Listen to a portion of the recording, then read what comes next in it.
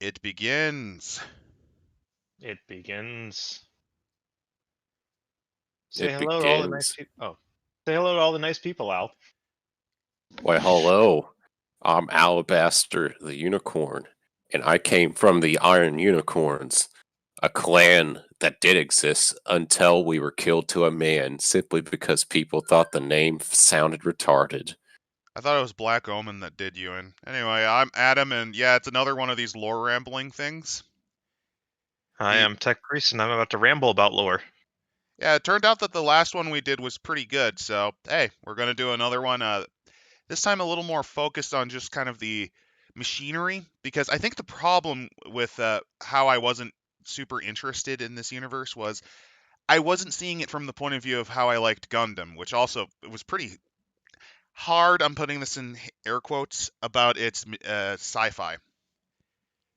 So going over the machinery and its actual technical quality sounds pretty fun. Yeah. Oh, yeah.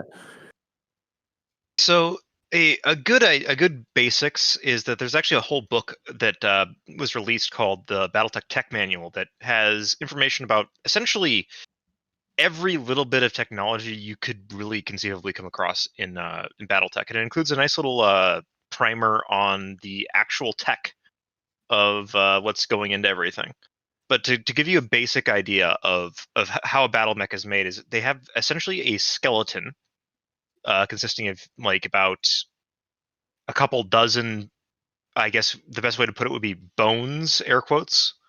And Struts, then kind of I would say what struts, hoy structure, the gestings, frame. turret rings. Yeah. The essentially, so there's like a chassis, then there's a frame that holds it all together, and then there's the actual muscles, the how this moves. It's a substance called myomer, Yep, which myomer, is which is these. like synth muscle. Yeah, it's like bundles of microscopically thin plastic tubes that when they're essentially when there's power given to them, they contract and they're all layered together and corded together. And the guy that invented it actually won a Nobel Prize in universe, and then proceeded to do absolutely nothing else that we know of. So, I mean, after you make uh, synthetic muscles, why make anything else? yeah, it was a catastrophic success. Essentially, is the best way to put it. He wasn't expecting the myomer fibers to react the way that they did to a current, and they destroyed the testing equipment completely. Because So he unlike was like, our monkey "Oh, brains, these synthetic strings, well, they can just kind of keep pulling. yeah." So they well, when they've got power, they'll do that. So that's part of the reason why it's very interesting in terms of like the potential malfunctions that you can have in a battle mech can range from a catastrophic fusion containment failure, which essentially means, well, congratulations, you got a plasma sun inside of you and you're about to boil alive. Um, t- Which is pretty similar to to how what happens if the not the cockpit, but the core of a mech and Gundam, when it basically goes in a thermonuclear explosion. Yeah, that doesn't actually happen with BattleTech mechs. The the fact is about containment is that it's essentially a super hot ball of hydrogen plasma being turned into helium, right? Yep, Well, the yep, similar magnetic, premises. yeah, the magnetic fields, even if they're busted, won't actually explode. There's actually a whole section about how fusion engine explosions uh, don't actually happen. But there's, of course, rules for it in case you want to say nope. Those of you who watched the original run of Gundam, which that only happened once magically somehow, for plot reasons. Yeah, It's like in the first episode, they make a big deal out of it, and then it never comes up again. yeah. The It's design it's principle is also fun. also a little bit different from Gundam. I think it wasn't myomer with them. Like there's no like muscle fibers. It's just essentially massive hydraulic, similar more to the. It's later, but more like the power loader. Yeah, actually, the first mechs were originally industrial mechs. Basically, the idea being that you could the myomer really couldn't be used in a lot of other functions because, well, moving without a neuro helmet interface basically to help provide extra senses of balance is essentially it's just like a giant forklift is what you've got. So what, does this work like the Neuralink from Pacific Rim? Sort of. Kind The of, neuro helmet. which both actually stem from pretty much what's called the Psychomu system from Gundam. Yeah. One of the benefits, it's 79. What do you expect? Yeah. Here's the other thing is that the neuro helmet's important, but you can pilot a battle mech without the neuro helmet, actually. Which is a nod It's to just UC Gundam because, for the most part, it was only models that were designed for new types in mind that could. Yeah. You can take input. Basically, you can input all this sort of stuff. There's foot pedals to help control steering, and usually there's like weapon sticks, all that sort of stuff. But the main advantage of the neuro helmet is that it allows you to basically have a 360-degree HUD, which is incredibly useful. And it also allows you to kind of have a back of the mind feeling of how your mech is working and balanced. So your mech can actually take your sense of balance and use that. So it doesn't have to devote as much, stability. So this means that you can, run, walk, jump, move just like you would normally without having to worry about your machine overcompensating with its gyros. Funnily So enough, that's the main advantage. Funnily enough, another Gundam series, G Fighter Gundam, if I remember, it has a system that kind of works like that, but in that one, you actually move around on basically a fucking treadmill. Yeah. Of course, the other big advantages of the battle mech system is that you can drop it out of a ship from orbit, and it's more likely to survive impact than like a tank, which is part of the reason why they were even considered. Was that this way you've got something that can absorb the impact of a hard landing on the ground and go through incredibly rough terrain relatively quickly. That was the main reason why the battle mech even became a thing. And then it kind of took over because, well, you need excuses for giant mechs. Let's be fair. Yeah, I mean, there's a ton of excuses. Gundam uses the Minovsky interference from the particles emission that basically gets rid of, the range advantage that anything else would have against them. These ones, Yeah. it's ODST, basically. Oh, Yeah. okay. That's one Because of the it'd be big events. cheaper just to drop them right there rather than using a transport ship. Oh, so they use drop pods too? Yeah, drop pods are actually a very common thing in the setting. The drop ship wasn't invented for quite a while. The drop pod was probably the first one. So how do you prevent the guys from dropping from orbital velocity from terminal velocity and not completely turning to jelly once they hit the ground? Dampeners inside. Parachutes. Oh, parachutes. I was thinking Parachutes, dampeners. dampeners, and also the fact that the mech's legs have some give, basically, because Oh, think okay. about it like this. How do you absorb shock when you jump normally? You crouch. You crouch. A battle mech can do that. A tank can't. So basically, the battle mech can distribute that stress of impact a lot better when it hits the ground. So therefore, you can drop it at much easier than you could a tank, which is part of the other reason why they're so popular. And This isn't. hey, Greg just noticed our anti-war language poster in the back of the room. Yeah, don't use anti-core crime language. Don't use chemical weapons. Use Mr. Clean's guaranteed French eraser. Or Guaranteed spicy to get rid mustard. of spicy mustard. Yeah. Hey, I hey, anything napalm that runs cleans the whole village. any Frank cleaner is sounds good to me. Yeah, The but Geneva Convention, more like a bucket list.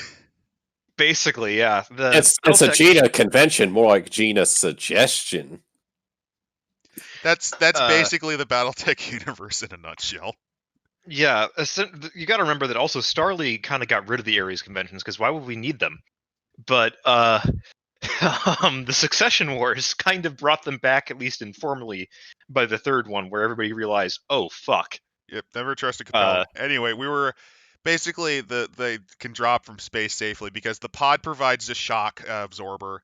It probably, if it's similar to, I forget if Gundam did this, but I do know that it's mentioned in a lot of sci-fi. Basically, a type of gel shock dampener, which tries to avoid imparting it into the cockpit, which is kind of like separate. Yeah, Which gives again, it give. there's a lot of other interesting little bits about the tech level Again, I highly recommend just finding the book and reading it because it goes into much more detail. And it also provides rules for constructing your very own battle mechs and other technical equipment. For those of you who Um, really, really like that sort of stuff. Yeah, because it's fun to design a mech that's basically designed just to suicide run into people and explode. Oh, you can What? you can play the skit. You can Allahu Akbar. Yeah, That's there's a very also common tactic, actually. it's a very common tactic in terms of like charging opponents became much more prevalent in the Succession Wars because as the technology got Regret. shitty, uh, well, you didn't have the longer range weaponry that the Star League had, so essentially a lot of it got much more up close and personal. And also, you ran out of the battles became much more long, drag out, knockdown fights where you might run out of ammo for your primary weapon, so you might as well just smack a bitch. And it was not uncommon to pick up like trees, girders, battle mech limbs, and just use those to smash the fuck out of a downed mech rather than putting a bullet into it. And suicidal tactics were perfected by basically the Japan LARPers. How's Kurita? Yeah, Kurita definitely has the bonsai thing down to a T. That being said, though, it's a lot less than what you'd think. Because Yeah, battle mechs are it's not still full incredibly 40k expensive. level stupid. Yeah, they usually prefer Uh, chicken walkers, which are a lot cheaper. yeah, yeah. Speaking of chicken walkers, we'll get into the locust, but I also want to note that the tank is still a very vital part of warfare. Combined arms is still a very intrinsic part of BattleTech. Which is a bit There- different from Gundam, where they eventually take a side saddle just because, well, if you they can't are. aim accurately, well, good luck. Personally, I feel like the tanks would still be useful simply because, especially since they're low profile as compared to a mech. Also, you They're could low fit a profile. They're cannon large cheap. enough to They're punch through. Yeah. Yeah, they're low profile. They're cheap. They've got a lot of other advantages. And there are vehicle designs that are faster than battle mechs and can carry armament to basically core whatever one you want to. The best example of this is the Saladin, which is, if I look it up, if I remember correctly, it's a hover tank that moves like a light mech, and it carries an AC-20, if I remember correctly. That's auto cannon, not armor class. So an auto cannon 20 means it pretty much shreds through most defenses. AC-20s are essentially the best way to consider the autocannon class is it's like an industry standard. So you can have a autocannon that fires a 230, like a 203, like an 8-inch shell, and that's probably going to be an autocannon 20. But at the same time, you might have a giant, like a couple of 30 millimeter cannons rigged together, and that could also be considered an AC-20 because it'll basically do the same amount of damage in the same amount of time. Basically, Is it's there a mecha? difference between muzzle velocity and just shell size. Yeah, Is there like me- it's just more of an abstraction so that it's to help with like, we don't want to give definite numbers about what the size would be because we're not military people, because it's really dumb to have an AC-20 be a 120 millimeter cannon or something like that. So is there you know, anti person? Is there anti mecha trap someone can set kind Oh of like God, yeah. In fact, oh yeah, there's a actually, lot of it. I think one of the mechs you listed has like a set of them on their feet. Yeah, basically infantry are still a threat to battle mechs, but not as much as you'd think, because a battle mech is a lot different than a tank to take down, because battle mechs are actually tougher. They can take a lot of internal structure damage before they fail. Because remember, they were designed to be dropped from orbit. Yep, So the best they're trick is tough actually bastards. hope that you get into it's basically kind of the battleship setup where you hope to get into their ammo stocks with a blow. or try to Well, make core shots? yeah, the best ways to kill a mech is to kill the pilot, basically. That's the Aim for the quickest and easiest cockpit way. or aim for the ammo. So it's a Or so is it or is to blow off one of the legs, render it immobile, and swarm it with infantry with satchel charges. That also Uh, works. that also works quite well.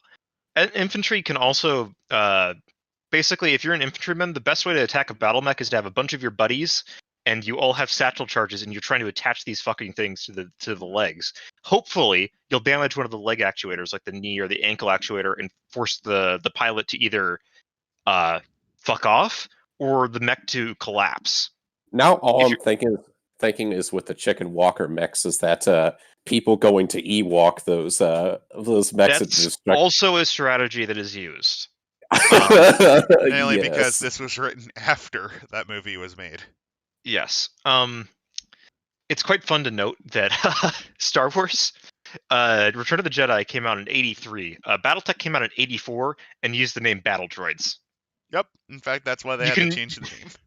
yeah, because almost immediately the lawsuit started. More accurately, it was a cease and desist order, but still. This actually would also lead to some interesting things. Where let's actually take a look at the Locust, because the Locust is what I call the quintessential bug mech. It's a AKA, very it's the best.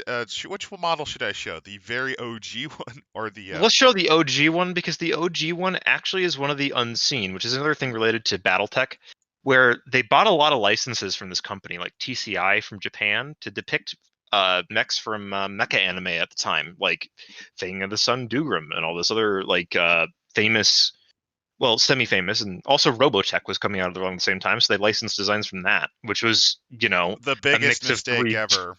Oh boy. We could do an entire just dice scum on something like that, because it is an Because insane legal saga. speaking, actually, that's kind of the cool thing about BattleTech. There's a lot of crazy legal sagas involved with it.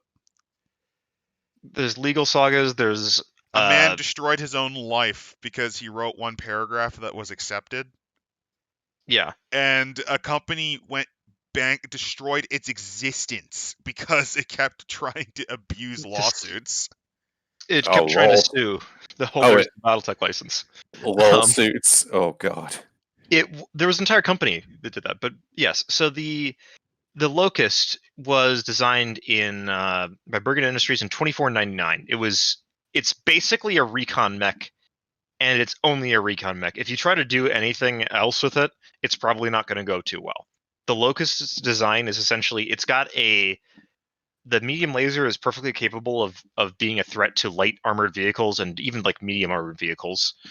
The machine guns are essentially, it varies between like a 20 millimeter Gatling gun in lore to like 14.5 millimeter, like like how you find on Russian anti-personnel rifle, like anti It's material similar rifle to stuff. I've been reading a timeline where Sir John Carden survives, and they mention what was it, English small arms tried to take that Czech machine gun submachine gun and up it to Yeah, 15 millimeter as an anti-tank ordnance. So yeah, yeah, it's stuff like basically that. these are for HE. This is just to smash apart infantry. Yeah, a machine gun in a battle mech sense is basically like a rapid firing gun, mainly meant to kill infantry with a relatively short effective range. Like beyond 150 meters, you're not going to do too much with it. Compare and You, contrast to Gundam, where their version of machine gun is a fucking 120 millimeter fucking cannon that fires at like 300 rounds a minute. Whew. yeah. Also, there's other ways to kill battle mechs if you're infantry. I forgot to mention there are shoulder portable rocket launchers, of course, and the worst case scenario for a battle mech pilot is that they're packing Inferno missiles, which is basically, the M202 Flash from Vietnam. Yes. The You've seen it in Commando. It's the rocket launcher that Arnie uses in that movie Mhm. Yeah. with the 4 tubes. That's the Flash. The Flash was designed to be essentially a replacement for the flamethrower, because you have to get really close to use a flamethrower. This thing could go out to about 300 meters and exploded basically petroleum jelly mixed with phosphorus mixed with some other Oh, chemicals that oh. burned at like 1,600 degrees for like 30 seconds. Um, so And these guys are armed with it. yes, it's one of the worst nightmares for a battle mech pilot, because as you might expect, having a fusion engine reactor, you get hot. You get hot very fast. Also, actually, Al doesn't know this. Oh, hey, Akila, real world AK outranges a BTMG. BT ranges never make sense. They don't. Yeah, It's dumb. pretty But much. I generally assume it to just be like, this is the writers didn't know that, so they just didn't do that. But Mind yeah, you, effective range of an AK, I'd say, is like most firefights take place within 200 meters. A BattleTech machine gun goes out to about 200 meters. Beyond that, yeah, you can hit with a in place machine gun or something like that on a battle mech, but it's like I don't think it would have the velocity to start to chip away at another mech, which I think it was the purpose of like the ranges here. Well, it's just because of the shell, the outermost shell, the actual armor. But yeah. Yeah. The to give you an idea, to get back on track, Al, the reason why heat is a big issue is during the atomic bombias, as we call them, the Great Nukenings. One of the things that was lost was efficient cooling systems. They still Oh exist. boy. Heat sinks still exist, but there was a system called double heat sinking, which allowed you for basically not the price of one, but for the space of one, effectively Not having double the heat uh, release. double heat sinks. It was more the weight. Double heat sinks are actually larger than normal heat sinks. Clan models are about twice as large. Intersphere models are about 3 times as large as a standard heat sink. But they weigh the same, which is what the major advantage of a double heat sink system is that your engine itself can take more double heat sinks for free, which saves space, and most importantly, saves weight. Basically, it's double the dissipation for half the weight, which is quite good. Especially Um, since, well, if you ever wonder why heat's a bad thing, just ask the fucking Covenanter, of British fame. yeah, The tank that had its coolant system in the fighting compartment. Oh god. If you yeah. sat wrong in the thing, you would burn your legs. That actually happens to Battletech pilots because you're sitting on top of a fusion reactor.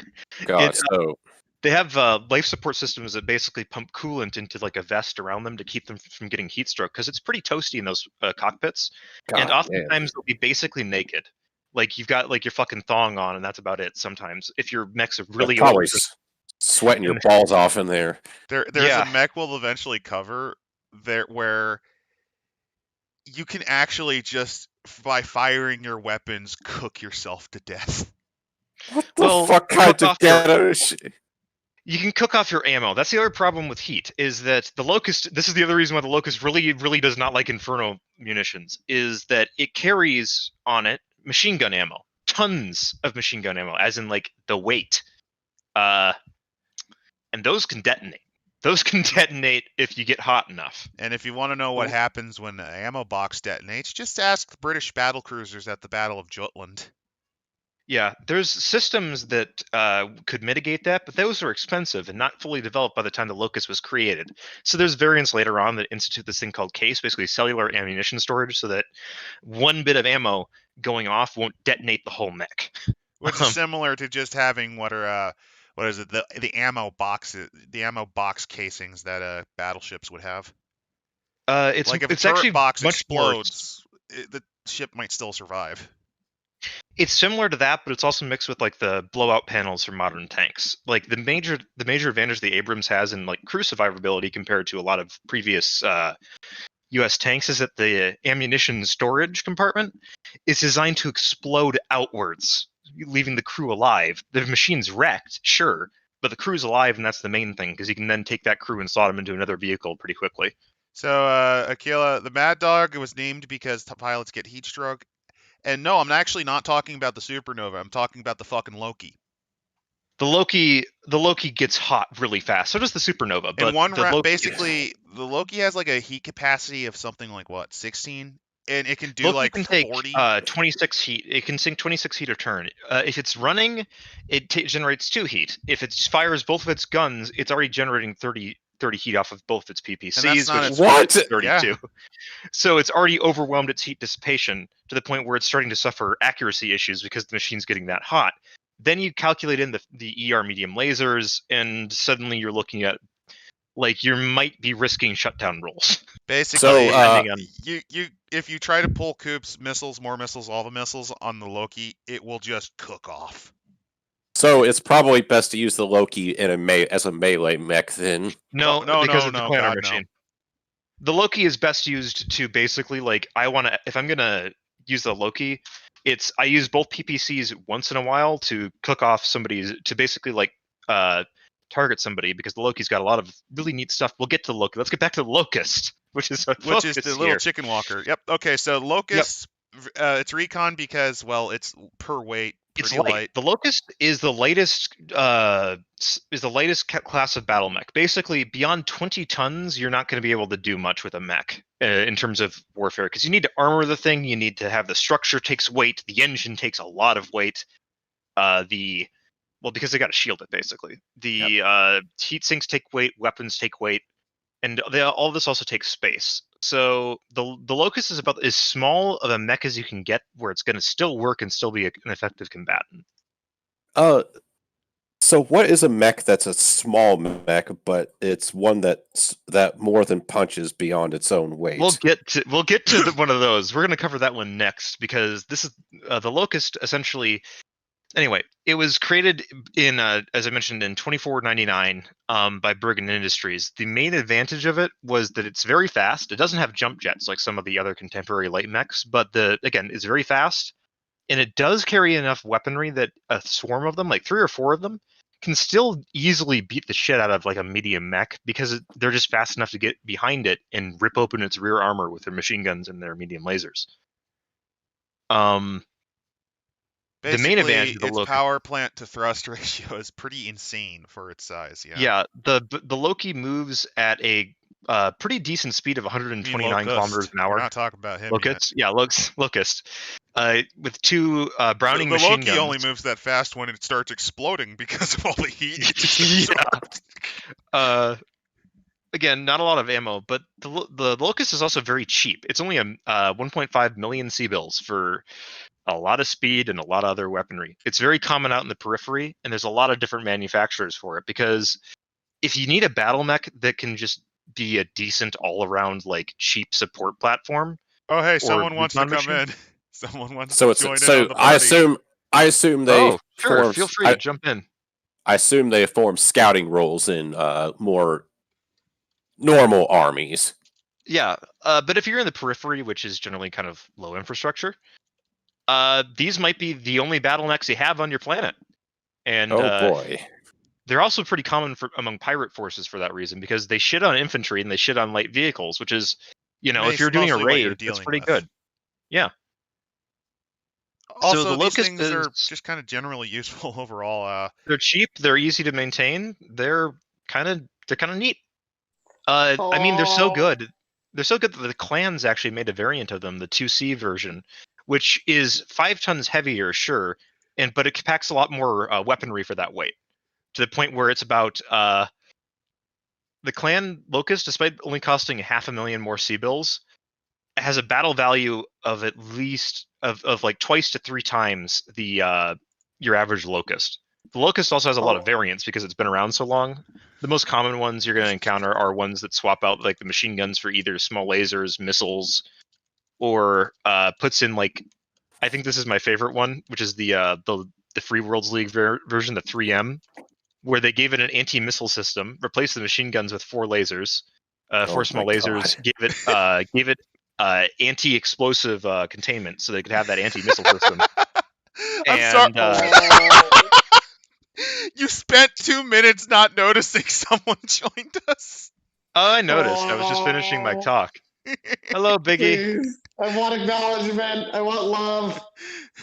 We're sorry, Biggie. Well. Speaking of love, we're gonna get to the most famous favorite mech of all time. This is our meme boy. And when you were talking about a light mech that can punch way above its weight, we can't not mention the urban mech. Trash cans. Yep, the trash Yes. can, the Urbies. Urbies are, like, the Locust is cheap, right? The urban mech's actually cheaper. The reason why it's cheaper is because its engine is the smallest engine you can reasonably fit in a battle mech.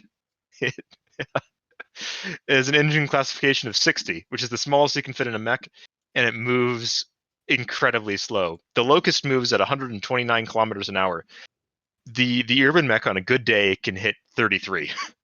Oh God. So it's essentially an artillery gun, mobile artillery gun. Yep, and Well, no, it's there's a version of that does that, but the basic point of the urban mech is that it carries a pretty damn big gun. It carries a small laser, and it can jump around, and that's about all it needs to do in an urban environment. You don't need to move much faster than a run most of the time. It can jump over buildings and small obstacles. I And it's assume got an it's hold. autocannon 10. I assume it's holding static positions generally too. It's a defensive mech in general. It's meant for basically militias, garrison forces, and like paramilitary organizations. That if you're fighting in a built-up urban environment, it's great for that because despite being very slow, it can twist its trash can little body around 180 degrees, 360-degree rotation on that. So it's basically a walking turret. And for those Nice. of you who, all two of you who might not have seen him, even though I think most of you do, let me get a picture of the urban mech. Also, do not mind that I cannot seem to find Biggie's token on here. I don't know why it's not appearing. Yeah. Also, Ju- no just Kirby the saying, Irby. You know, if you kind of look at it cross-eyed enough, he sort of looks like a crew member from Among Us. It kind of It does, kinda if you is. think. Battletech Among Us is just a bunch of differently painted Irbies. Don't worry, I got a perfect picture of the Irby since you were too slow. Here you go. I think you'll get a hoot out of it. Yeah. Again, the Irby is it's a very cost-effective platform. It knows what it wants to do. It's a giant city fighting trash can. Yep, I Like, mean, it's designed to be basically machined anywhere, basically. yeah, they work in its urban setting. It's really hard to corner these little bastards because they can just jump over a building. They're not extremely fast, but they don't need to be because their entire point is that they'll creep along slowly, very slowly. Grandmothers in wheelchairs will outrun them, sure, but they'll creep along. They'll find an enemy mech, and they'll get into his rear arc, and they'll blow it away. They'll hit it with a big ass cannon, and bam, gone. Yep, designed to be. It's basically the Bob Simple in a lot of ways. It's a lot like a Bob Semple. It's also a Oh. one-off design. The guys that manufacture this, Orcus Industries, this is the only battle mech they ever designed. Because there was a tender for an urban defense mech from the Star League, and they decided to submit their design, and it won. So they ended up producing a bunch of these little bastards to the point where, like, everywhere in the inner sphere, you can probably find one. They're cheap. They're very slow, but they're cheap, and they can't fight very long. But hey, they're meant to be a defensive unit. They're not meant to fight for very long. And also, they're designed to just be built dirt cheap. And for a first-time mech make, they're pretty good. Yeah. You forgot the best part about Irbies, the fact that you can then strap a fuckload of nukes on them. Well, yeah. So the thing is that because the Irby is so common, there's actually a lot of different little variants of it. Some of which it's like, well, I can see this being good, and some of them are like, why did you do this?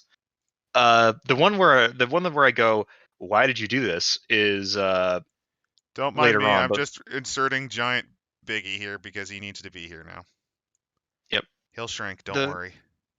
The main thing about the Irby is that it actually has quite a decent amount of armor for a mech of its size. It's got 6.5 tons of it, compared to like the Locust having like 3. Mind you, it's 10 tons heavier, but still.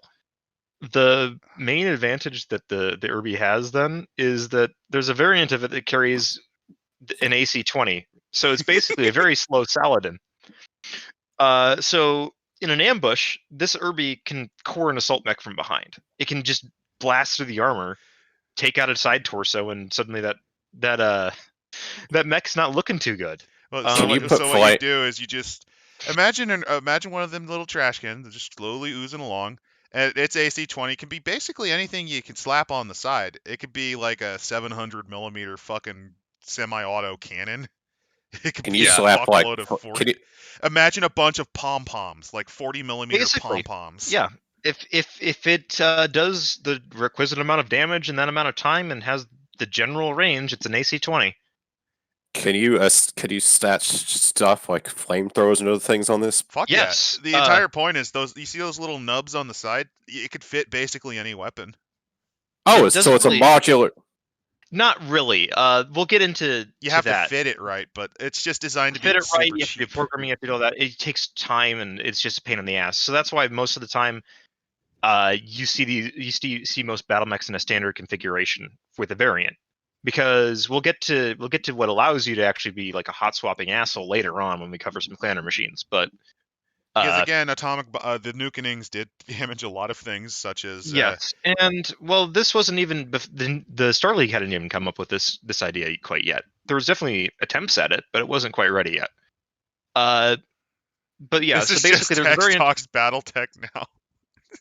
It kind of is. The best variant of the Irby though is the one from the Jihad that has a medium laser, an ER medium laser, and then an Arrow 4 missile launcher. So basically, it's got like a Tomahawk missile system. Like that variant Yeah. with the Arrow 4 artillery. Why? Why? It can carry 10 rounds of it. I mean, that's not bad, but the main reason to have it is that it can, nuke people. It can carry nuclear weapons. That's the main advantage of it. Oh One of my the god, you can greatest Davy meme moves is just to get a bunch of Irbies with nukes and just fucking slowly walk So you can Davy towards. you can Davy Crockett these little bastards. Yeah, that's what the Blakeists use them for, is mobile artillery in a city setting that can at least I mean, they don't usually use nukes, but you could just totally use nukes with them. So you could go, so you could use Ghetto Home Defense Force with these little bastards. Yeah, that's their point, is to be a cheap fighter in an urban environment. But are they cheaper than a Locust? Yes, they are. They're much cheaper. They're not much cheaper than Locust, about 30,000 C-bills or so, but still, I mean, they're better than a Locust in an urban environment. A Locust going full speed in an urban environment is gonna slam into buildings over and over. It's gonna slam into buildings. It's gonna crash into things. It's gonna skid around on the pavement. It's not gonna have a fun time. Irby doesn't need to care about that. All Irby wants to do is sneak up on you and blast you a couple times and then die. That's what Irby does. Outrun its own mushroom cloud. Well, no, that's not.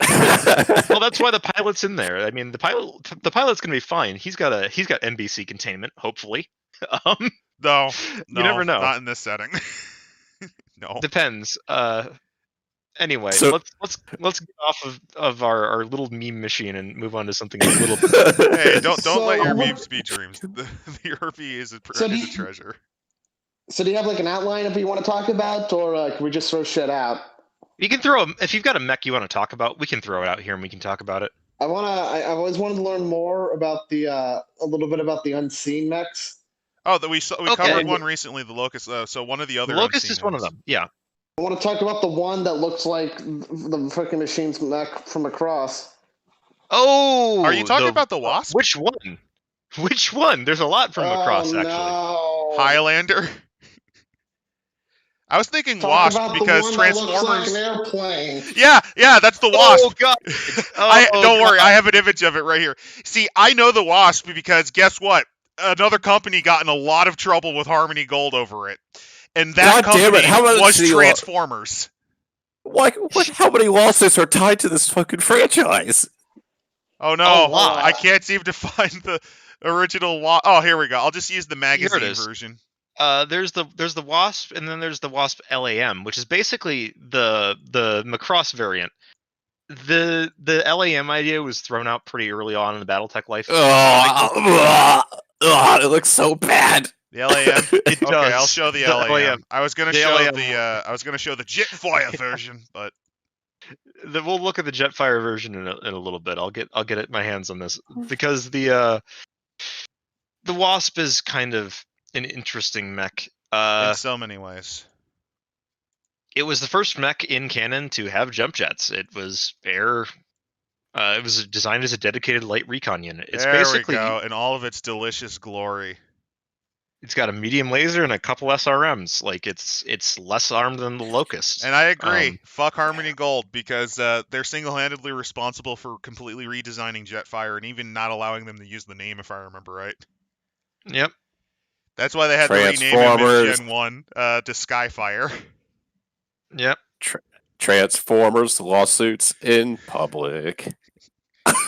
Harmony Gold is such an amazing company. It actually destroyed itself via it destroyed itself trying to lawsuits. Basically, the end of Harmony Gold came around the time when Harebrained Schemes was announcing that they'd gotten the license to make a BattleTech game, which is the one that came out in 2018. It's a very good game. You might know it more for the meme of what's your gender? I'll have a number 3, a number 4, and a Yeah. number From 5. what I understand, though, apparently, like, some motherfucker still has the rights, from what I understand, right? Like, Yeah, some lawsuit fuckery happened, if I remember correctly, and everybody was pissed off about it. Are you talking about the weird unicorn man? Because he's a different guy. yeah. Oh, But no, the Jesus BattleTech Christ. game is, from what I've seen, aside from the controversy, by itself, it's pretty fine. It's just It's get it's a around from that. decent it's a decent take on the tabletop game. It's a little bit different. It's got its own little quirks to it, but it's set in possibly the most interesting time scheme, which is the just after the end of the really when the third succession war is starting to end. And it's got a decent campaign and story, and it's not interfering with anything. And hey, it's fun. Yep, the reason why But we yeah, don't. But here's a good old wasp walking around with its plane head. yeah, I think the reason why I like it the most is because I'm an unabashed weeb, and it looks the most like a Gundam. there's another mech that looks quite a there's lot an like a Gundam. unseen that literally is a traced Zaku, dude. If I can find it again, I'll get it for you. What? Oh, boy. And they had the Yeah, they had there's an audacity a traced to, Zaku. It's pretty great. and they had the audacity to sue companies. Oh, That's not the Crusader, I think. not Macross. The Crusader, mind you, the Crusader was also God.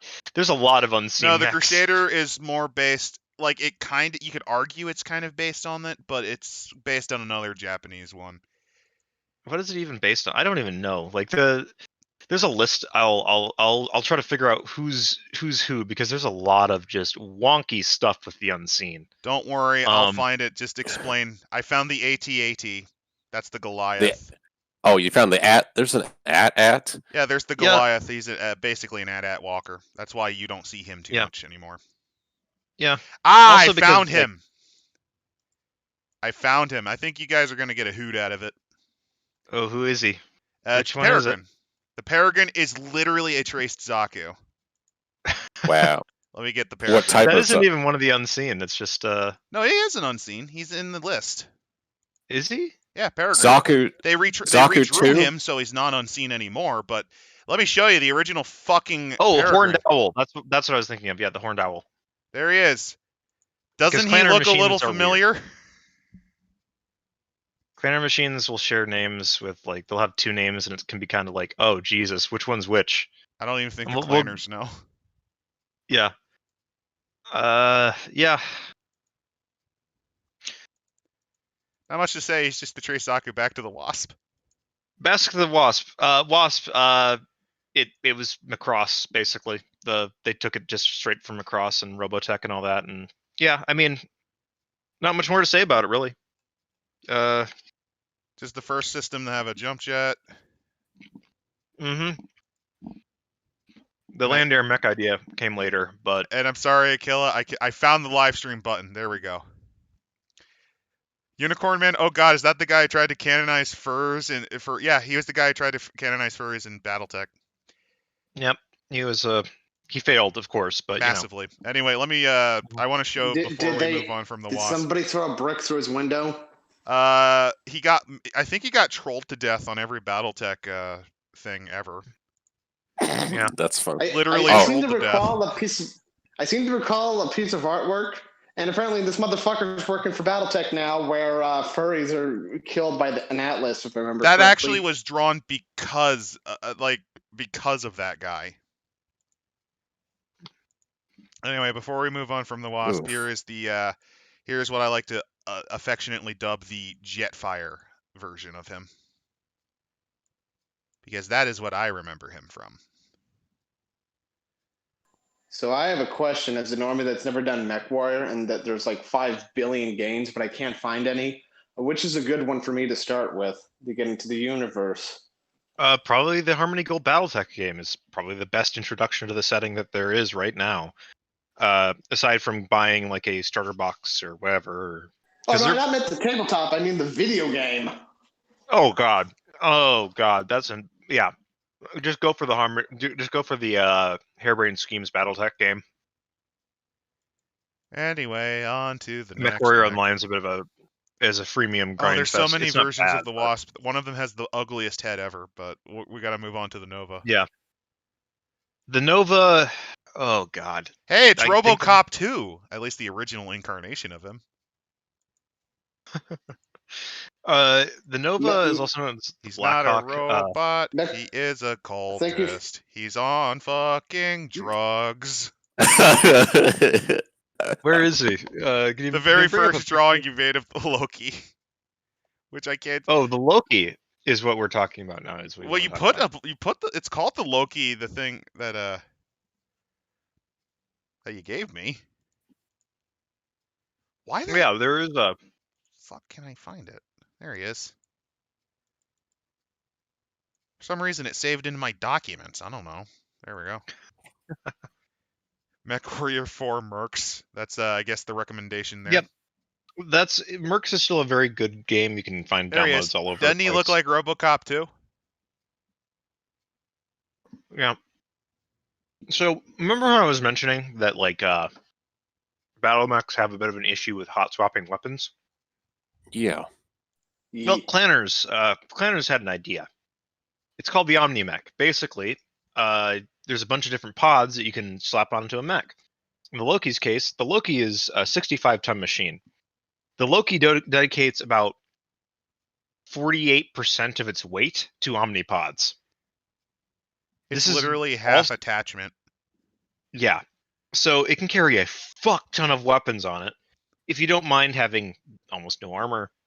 And if you not also being able don't to mind jump. moving about as fast as an Irby. No. The Loki can actually keep pace with most intersphere medium mechs. It's a relatively fast machine. It can hit 86 kilometers an hour. What the fuck type of power system does it have? And why don't they use has it a in other planner- mechs? It has a Clanner ultralight engine because remember, ultralight engines were a lost technology, and they're just a lot more expensive than your standard fusion engine. But the Clanners, being Clanners, of course, they use them in basically everything. If there's not a lot of Clanner machines that have standard engines, the ones that do are basically Intersphere redesigns, or they're mechs meant to be sold into the Intersphere by like Clan Diamond Shark and stuff like that. Up until the Intersphere stopped buying mechs from Apple. No, they're not Apple. It's more like Comcast. Yeah, I mean, Comstar, of course, had XL engines for the longest time, but hey, the major problem with Intersphere XL engines is that if you lose a side torso, the entire engine's basically done. You're not moving at any speed. Your mech's basically mobility killed. Clanner ones don't. That's their major advantage. Clan XL engines are basically slightly smaller and more efficient than Intersphere ones. Mainly because it was a natural progression of the tech before the Nukenings removed that knowledge. Yeah. So what has stopped people from trying to steal Clanner models they and have. They've been reverse doing it. engineer them? There's been a lot of like that sort of stuff. That's why the Clan Intersphere invasion models have gotten better over time. Yeah, Intersphere essentially now in the setting, it's basically the Intersphere has access to most clan technology. There's still stuff that they don't have. There's still Or stuff they that don't they have just the don't manufacturing manufacture. capability Yeah. for. But they can basically replicate it. Can you refit models? Like yes. Yeah, you can. There's a lot of refitting. In fact, there's a lot of stolen stuff. What's going on? It's just one of my friends. It's Niarl here. Hey. I see a sub nerds too. That's optic. Yeah, the Loki is essentially a second generation Omni-Mech. The Omni-Mech idea was basically some guys from Clan Coyote got fucking blitzed on space cocaine. These guys are the ones that work from Keltec. Have you seen the new Keltec pistol, by the way? Oh, that. Oh, no. Yeah. So that's basically Clan Coyote. They're basically Keltec in space. The main advantage of the Omni-Mech is the pod space, right? You can quickly hot swap components around. It takes like 10 minutes, and you can suddenly like change your mech from having a couple of PPCs to carrying a couple of autocannons. Boom, fine. You can swap things around. If you got the pods that fit and you got the space, you can do it. The main thing that was slowing down the development of this was the gyro system has to adapt to these radical weight changes quickly, and the computer systems have to interface and all this other issues. It makes a lot Clanner's of figured sense. this out. It's kind of why, at least in World War II, since again I've been reading a lot of tank. I've been reading this tank timeline. There's a Yeah. reason why. There's a reason why what was it, the A-10, if I remember right, which was kind of the equivalent of the Cruiser Mark II, had Yeah. a balancing problem because they originally tried to remove machine guns because the British Army for a long time was obsessed with 2 machine gun fronts, Yep. coaxial.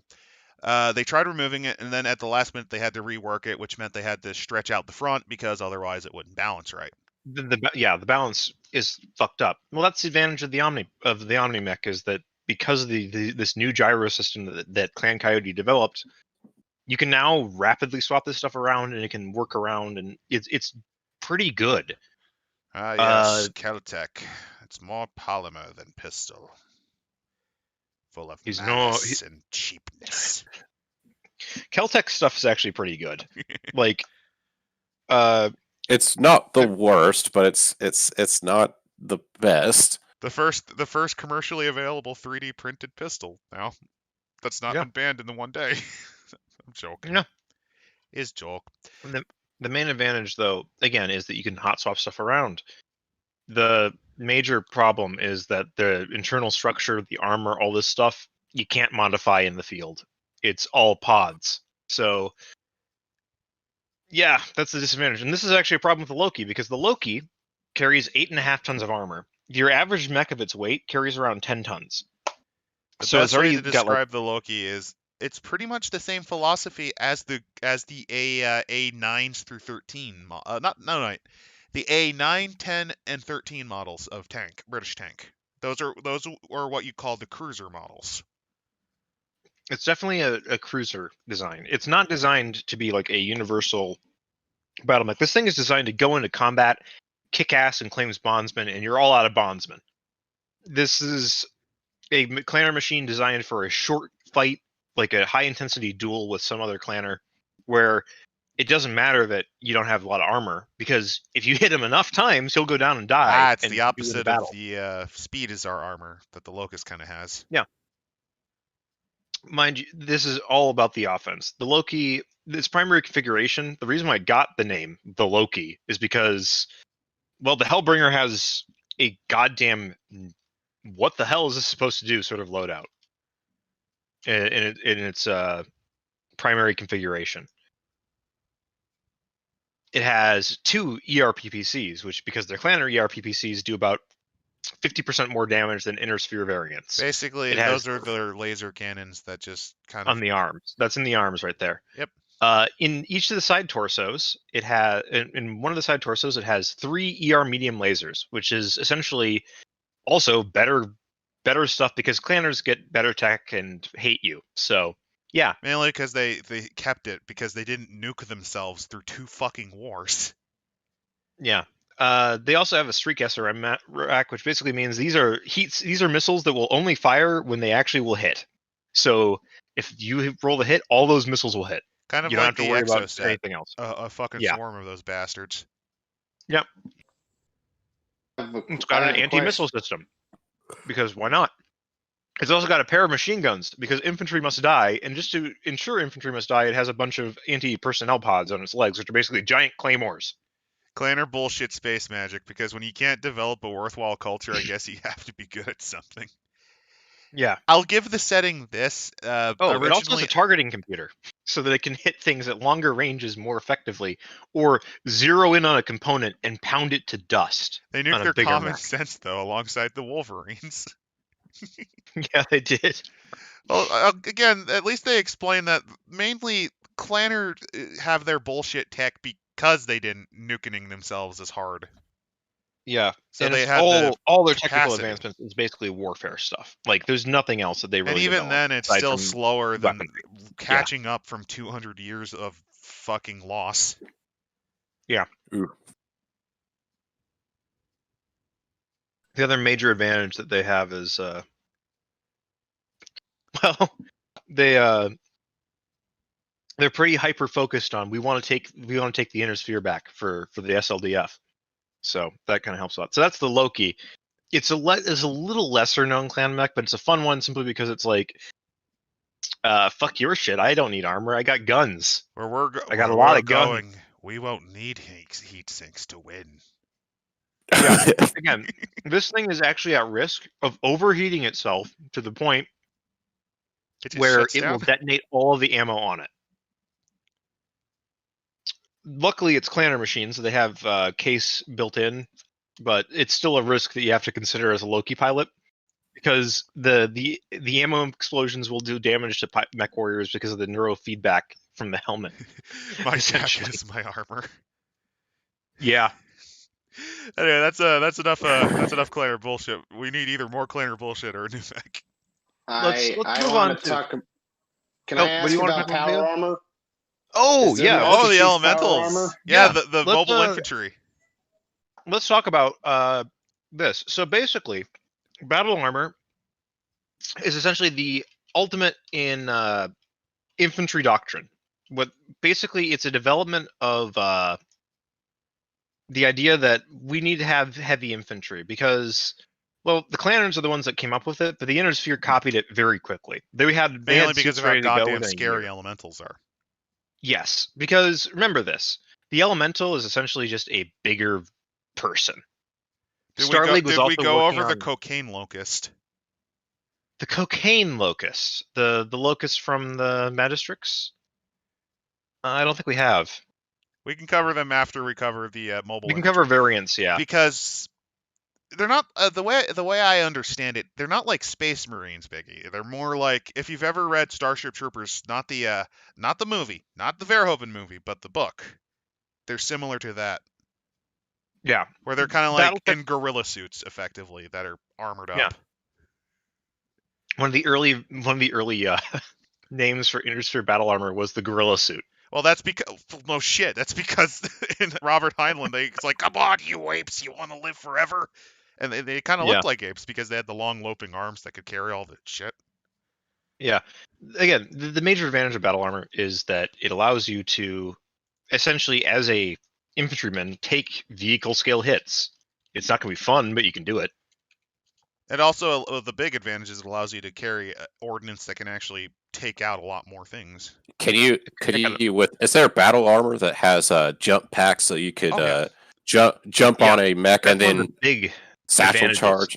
Let me. That's what elementals are trained to do.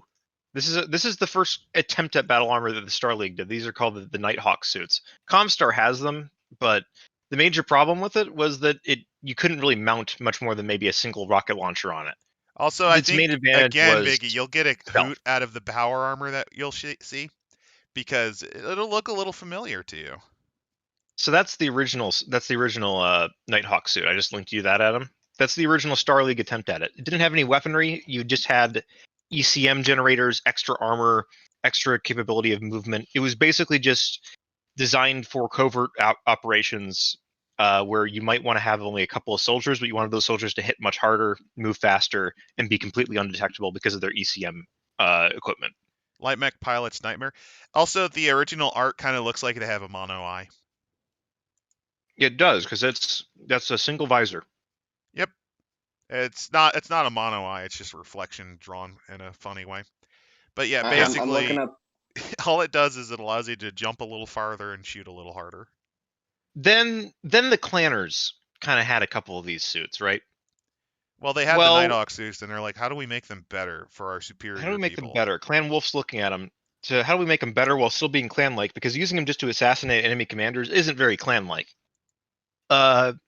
So Hell's Horses, Clan Hell's Horses, comes up with the idea of the Elemental, which is basically they just wanted to make better infantry. And if you're Because wondering Clan what Hell's Clan Hell Horses is, since I don't know if you guys remembered our little talk, since you two aren't familiar. Imagine Mad Max. That is their ethos. That is their style. They want to go fast. They want to hit hard. They want to do combined arms operations. That's what they're great at. It's all about cooperation and being part of a bigger fighting force, essentially. Oh my god, this fucker looks like a Zegok with a Gatling gun. I love it. Well, show it, you bitch. I don't see it on screen.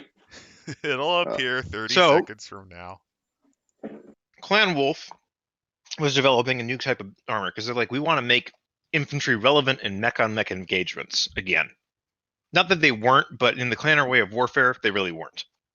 In the Inner Sphere, they were still pretty relevant, but not as much as, again, infantry would like, because it's not fun to be an infantryman in a setting where basically the lightest weapon carried by most mechs can still just obliterate you because with a it's couple like of 20 with a single hit. millimeters. Yeah, Clan aesthetics, pick one. I mean the Timberwolf's pretty aesthetic. No, I kind of like this. It reminds me it reminds me basically if Heavy Arms Gundam had sex with the Zegok.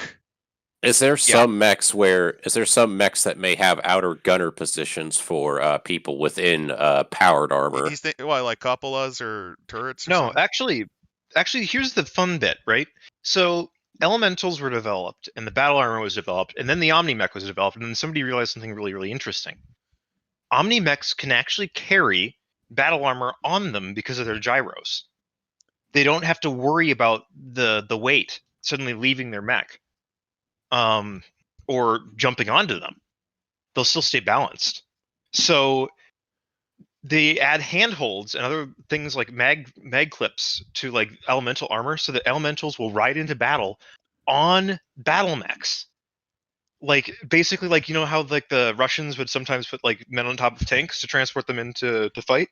Well, I mean, it's not just Americans did that too. Everybody did it, but yeah. the Russians are the most famous for it. Because it's just effective. It allows them to deploy at the same time without actually having to have an APC with them. But yeah, elemental armor is basically it's designed to kill battle mechs. Why? It makes you stronger. It not only does that, it carries a couple of missiles on it. Boom. It carries a mech scale small laser, as in like the kind of thing that you'd replace a machine gun with most of the time, because goddamn it, machine guns just explode like a fucking Christmas Case tree. in point, totem mechs, and use elements as human armor like this Mad Max scenes. Who runs Barter Planet? Dare he refuse my batchal? Basically, yeah. You don't have to. We don't have to fight. You could just walk away. Yep. So, battle armor again. You have about half a ton of armor on you, in roughly. So basically, you can take a hit from a mech scale equipment and potentially live in battle armor. Won't be fun, but you can do it. He can now jump up to advantage. the important parts like the knees.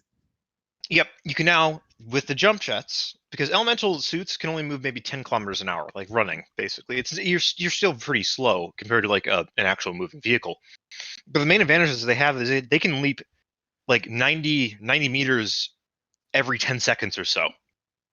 They're like little toads hopping around the battlefield. We're like fleas. And elementals are well trained in doing this tactic, right? There's about 5 of them. They pick a battle mech. They jump onto it.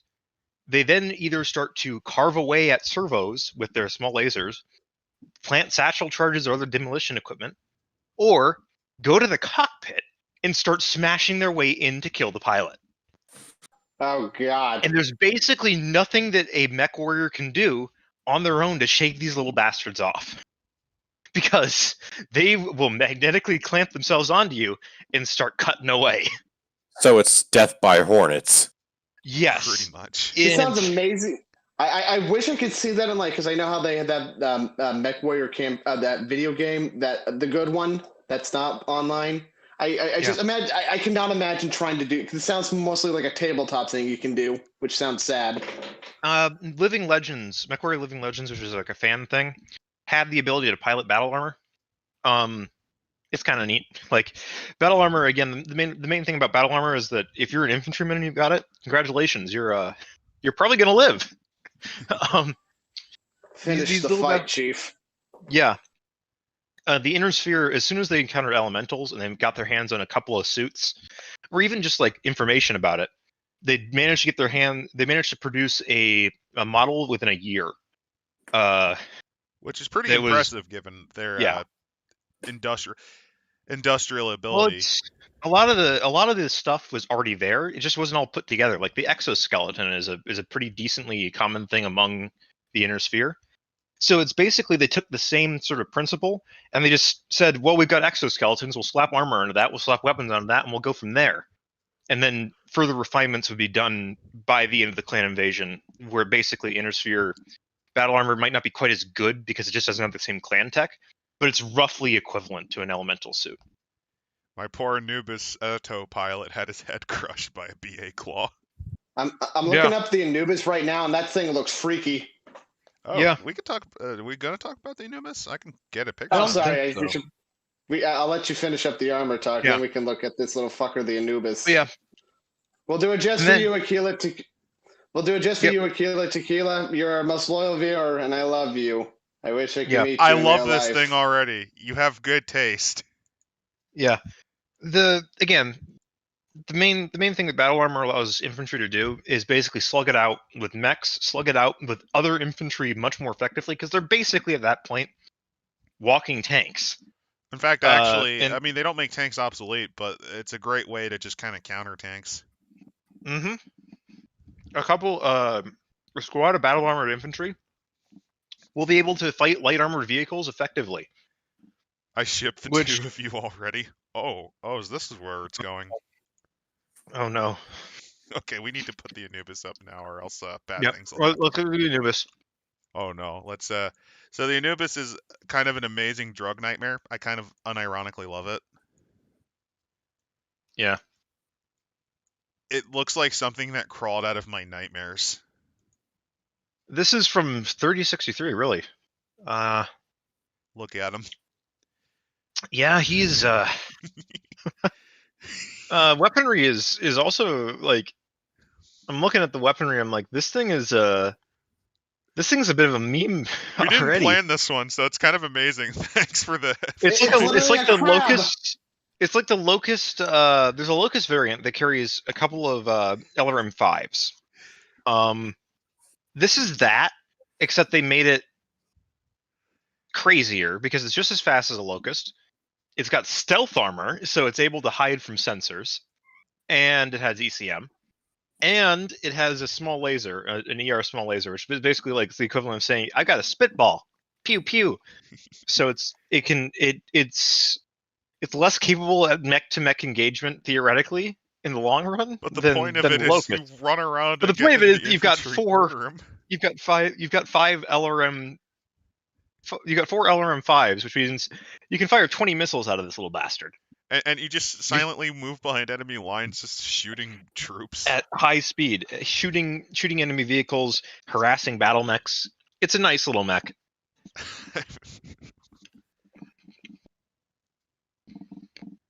However, it does cost about 5 times as much as a locust. I mean, you could go either way with it. Like, the Locust is Yeah. dirt fucking cheap and anyone can make it. This thing, though, just inconveniences everyone. It's a fun mech. The way you're describing Battletech, it sounds like you could do some real big boss Outer Haven tier stuff with this Yep. set. There's entire mercenary organizations that are independent. We talked about one. That own planets, yeah. We talked about. Well, one of Optic them. Shade. Well, Optic Shade's giving that almost every single weekend. The clans can come into your backyard and kill you. I think mess would be my coping mechanism. Well, they're Yeah. either high on meth or on ecstasy, given they're half naked all the time. God damn. Planners dress weird. There's just no other way to put it. Well, that happens when you're not founder that wasn't a competent military commander, was a goddamn rapist brony, effectively. Are we? Oh, no. Exclusively What? talking about mechs in this? He Uh-oh. he was this weird pedophile rapist lunatic who probably had fursuits and who had a massive fetish for Genghis Khan. Yep. There's a I- reason I why the feel- leaders of clans are called cons. I feel sad having this unicorn icon right now. Let's just say that I forget his name. It's like Pyodor Kerensky. Don't be near him under any goddamn Nicholas circumstance. Kerensky. Nicholas Kerensky. It doesn't matter. let- Don't be near this man. Let's talk about happier things. I want to talk about. Is it exclusively we're talking about mechs, or can I ask a non-mech question in Mech You Warrior? can ask a non-correct question. It's fine. What about space battles? Yeah, there's Oh, warships. There They're not used very to common. be a lot less common. They're starting to do that again. Yeah, essentially Nicholas the Nick great Dick Nukanings. Kerensky. Yeah. The major problem with space battles and BattleTech is that the FTL drives are very expensive and very rare, and the Nukanings kind of got rid of the major warship fleets because the idea of a warship was that it doesn't need a jump ship to take it anywhere because it has its own compact drive along with How is weapons. that a spicy take on Nikki K? I said everything pretty much straight up honestly. I mean, Everything I said Nikki was K basically might have truth just been other a than deeply him traumatized. being a furry. That's just supposition based on what I know of him. Also, the pedophilia is basically just a supposition. The main thing about Nikki right, K to remember is that he was definitely a deeply disturbed individual, though this could have been from a infection that damaged his brain to the fact that he lived through the Amaris coup on Terra as a small child, living as basically a resistance fighter for his entire life. There's a lot of things that you can say about Nikki K, and I'm not going to go into that because that's a really deep lore dive. That's a really deep That's one. its And own episode, I think. And unfortunately, I'm a retard that can't comprehend lore that doesn't involve lasers and spaceships. Okay, so sorry. Unfortunately, Biggie, it's not like Gundam where they actually have serious talks about that sort of stuff. But then again, in Gundam, they got exploded anyway. Remember that. Yeah, essentially Battle the of same thing Lum happened to most basically of the blew up warships the in Earth the. Federation's fleet. All right, so tell me why Star Wars can't happen in Mech Warrior. Okay, it The can. orbital It's just that dockyards were mostly nuked, and the machine tools were lost, and the knowledge of building them were not completely, but the only mostly people lost. the only people in the inner sphere that had warship, the only people in BattleTech that had warships during the clan invasion were the clans, Comstar, and maybe like a handful of ships in service of the Great Houses. Because the Great Houses actually had pretty decently sized warship fleets. They just they all killed them off in like 30 years during the first Succession War because they nuked they struck fleet bases, they destroyed The very manufacturing first centers for them. targets were those because they knew it Yeah. took to build a ship that size. It took years. Yeah, and also warships were basically one of the ultimate forms of power projection because they're not tied to their own to a jump ship, right? They can come and go as they please with weapons to deliver other ships with them. Oh, They're wait, heavily armed and armored, and then they can just nuke you if you don't have another warship. They can just nuke you from orbit with impunity. Hey, we have a representative from Comstar here. They actually have no warships. What are you talking about? No, this is just they just didn't have this any is warships. legally They defined lied to as a us. very heavily armed drop ship that may or may not be or may not also be classified as a jump ship. This is not a warship. Comstar customer service would like to assure you that we are a peaceful and not sinister organization. It's similar to this. It's similar to this world idea on the periphery I have, where it's known for producing agricultural tractors. Oh wait, no, those are tanks. No, they're agricultural tractors. I mean, the fact you can put a turret on top of it doesn't change the fact we use it to harvest wheat. It can be used for a harvest a wheat of a different grain. Yeah, it's a harvester of souls. So what you're saying is, if I own a frigate a space frigate in this setting, you'd be a pretty damn powerful pirate. You'd be a pretty damn powerful pirate, and then Space AT&T would come after you for not paying your bills and murder you. Also, the best way to describe warships in this setting, Biggie, are imagine a gun that moves with an FTL drive. They're incredibly valuable. And the clans are the only ones that really had them until like the end, basically into the Jihad era, because like mainly because they maintained their Exodus fleet. Yeah, they maintained chunks of the Exodus fleet. And we're able to salvage at least some of the machining technology, if not the facilities, because hey, living on the frontier, it's kind of hard to set up big fucking orbital dockyards to use Star Trek as an example, Utopia Planitia. It's hard to set something like that up. Mind you, they could build like smaller. I think they could build escort vessels. And that was about it. They couldn't really build the bigger ones yet. Give them another 100 years, and they easily could have. The main thing about that is that there's actually a lot of air combat in BattleTech because, well, the thing is to get things under the ground, you still have to go through space, and you have to travel. You can't just FTL to a planet. You have to FTL usually either to what's called a pirate point, which is this temporary arrangement where you're not going to end up tearing yourself apart in gravity inside of a system, or you have to go to what's known as the main jump points, which is the zenith and the nadir, which are these two big, like, there's along the poles of how the star rotates, because whatever, the drive's weird, it works like that. And if you fuck up a pirate point jump, you're probably going to end up inside of a planet, or just no longer existing in this reality. One of the two is going to happen to you, because you're either going to become scrap, or you're just going to not ever be heard from again. No, you forgot the other possibility. You become one with another ship. Oh yeah, that's not fun either. Oh, that there's an happened issue a with couple of space times. flights in that while they have FTL to go between systems, while you're actually in system, you're moving at light speed, sublight. So yeah. Yeah, it takes time. Basically, it can take like a month in some systems to get from one jump point to a planet. Usually the travel time is generally considered about a week. Rule of thumb is that there's some planets that are close enough to the jump points that you can get there in maybe a day, 2 days at like 0.1 speed of light. But most of the time, We don't talk about that book. We don't talk about Far Country. We do not talk about Far Country. Far Country never happened. Anyway, so there is actually quite a bit of aerial combat, because the dropship landings are often opposed by aerospace fighters, and oftentimes military dropships carry their own contingent of aerospace fighters specifically to defend themselves. Or if you're like Aerospace- Fox, you just zone in the landing zones and just keep shelling the fucking ships as they land.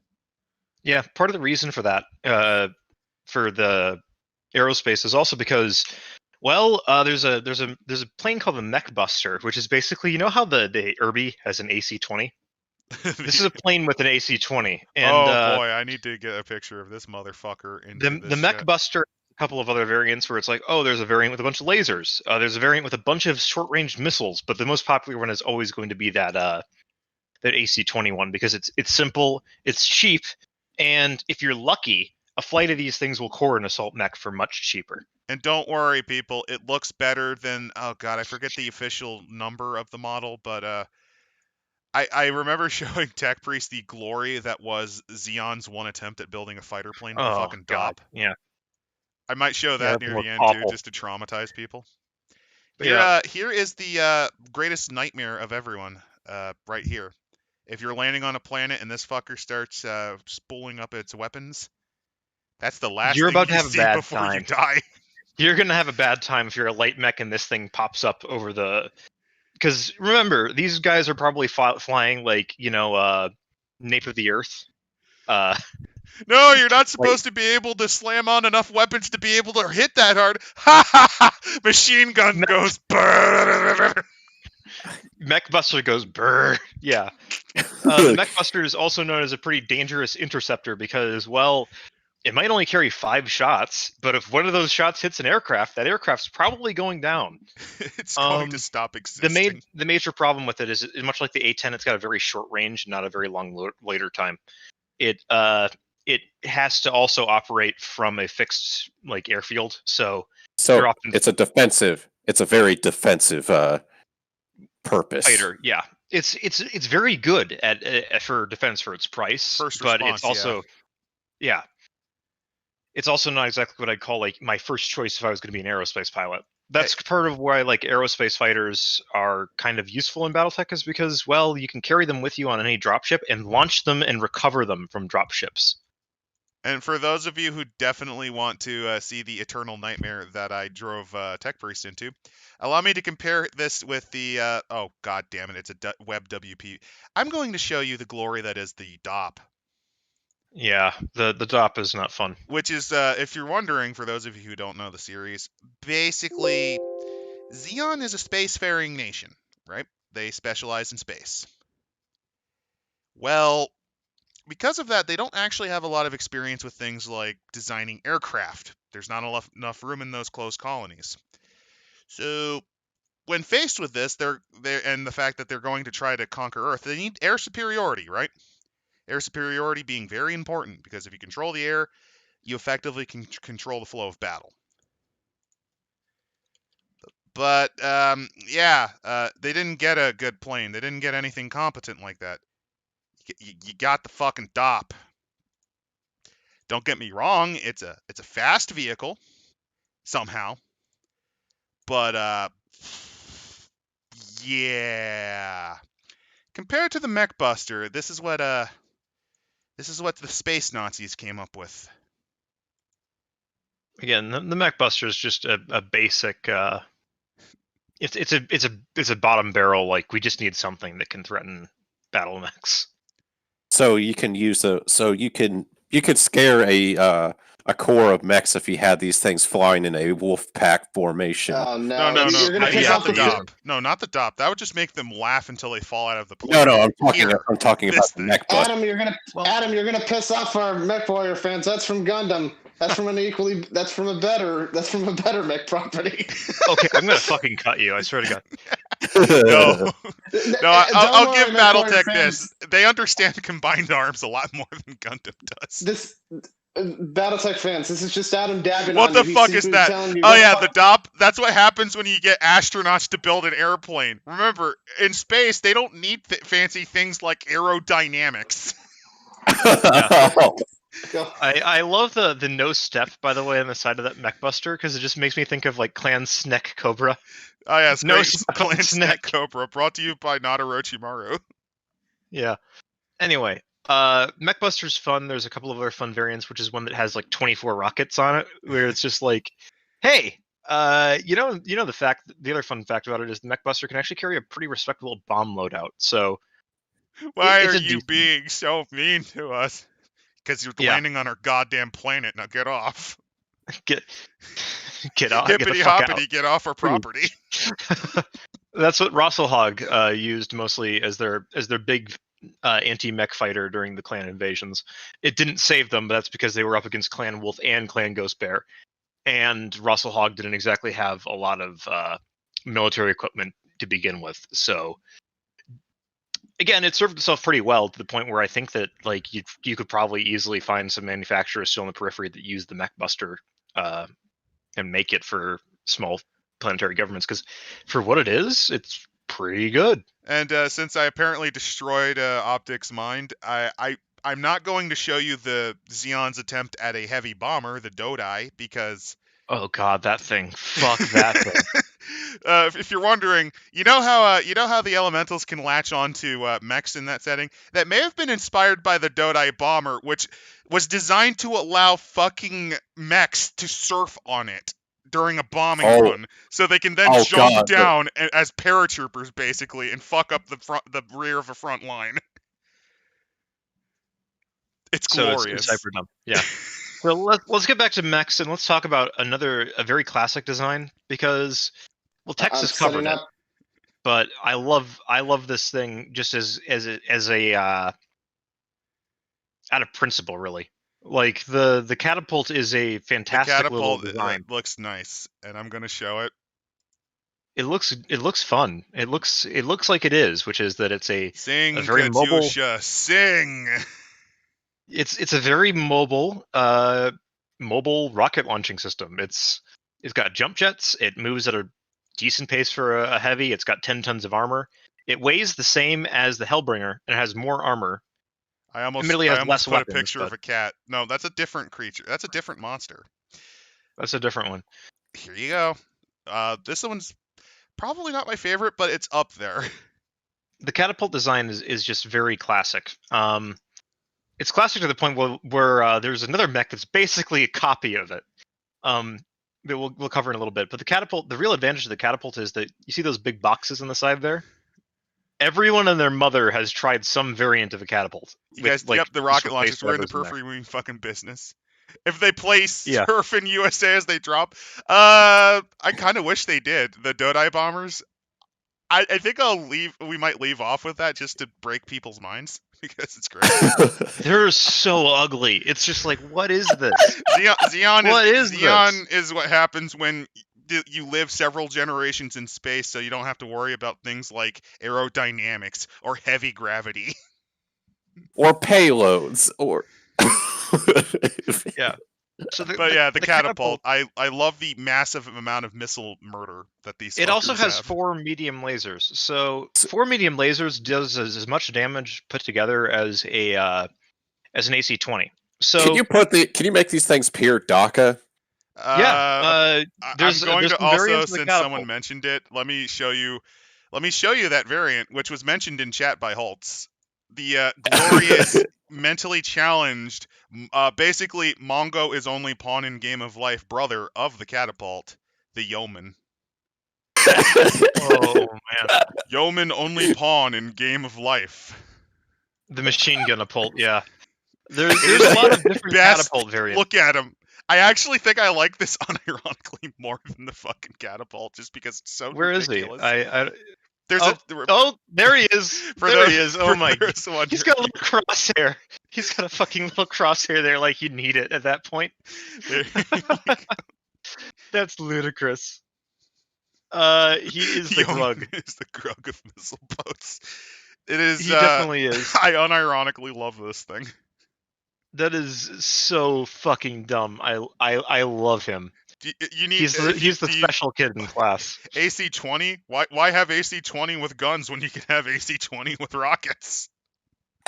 There's actually variants of the catapult that do swap around the loadout a bit, because when you got two big spacious boxes that you can mount stuff onto, people do fun things. Like there's the Curetans who took the catapult and they took off the LRM-15s and they put on a pair of PPCs on there. Instead, they also added some machine guns and dropped a couple of medium lasers and added heat sinks, took out the jump jets to make it into essentially a direct fire support 65-ton mech, which also can do war crimes because it's got the machine guns. And as we all know, Curetans love them their war crimes. They just commit them by the dozen whenever they get the chance. Fucking Kurita. Hey. By the way, Biggie has recently established something. We now have a Discord. Here it is. I put it in the chat for those. I am literally working on it right now. It's literally a fucking ghost town. If you show up, you're literally coming into a. Don't mind me. I'm just gonna I'm gonna go to a random page to find. Hey, I found a cute little hover tank that looks like a speedboat. If you come to our server, we're most likely going to oppress you like the North Koreans. So I know nothing about this, but here's a cute little speedboat thing that I'm going to show you guys. If my stupid, you see, I'm mentally challenged. I'm like the inner sphere. I use an obsolete Hulk called Firefox, so sometimes getting links is hard. So here's the SCAFA. I went to a random page and I just thought this little speedboat hover tank is kind of amazing. Oh yeah. God, they keep joining. They're everywhere. Two medium lasers. Yeah, it's a fun one. Is there amphibious warfare? Is there like amphibious mechs? There are mechs are actually basically watertight. So there are some variants of mechs that take basically they slap on underwater propulsion units onto them and they put torpedoes on them, and then they can use them for essentially like, oh, you need to do a deep sea raid on something, you can do that. There's submarines, there's also like surface craft. It's just that usually there's not a reason to fight on the water of a planet. Mainly because you can't really, like, you could put domes or something under there to do stuff, but that's expensive, and it's actually expensive enough just to terraform the planet. So yeah, like there are underwater cities. It's not uncommon on some worlds to have like a couple of underwater cities, or like if you go on a archaeology's Europa, floating. Yeah. Or but what if you're like in an archipelago? What if you're in a Yeah, there's surface to surface craft designs. There's actually a relatively famous like one-off design from the I think it was like New Scotland or New Edinburgh or something like that. There was like a group of Lyran noblemen who they had to do military service, so they said, well, we're going to form a naval squadron because they were all part of the yacht club, and conveniently their ships could basically serve as makeshift yachts for their weekend warrior National Guard stuff. Warning, the more of these videos I look, not videos, vehicles, I don't know why I said that, the more I'm tempted to show some of the crazier Xeon vehicles designs, like the Dabood land battleship, or the Big Tray, which is a Federation design.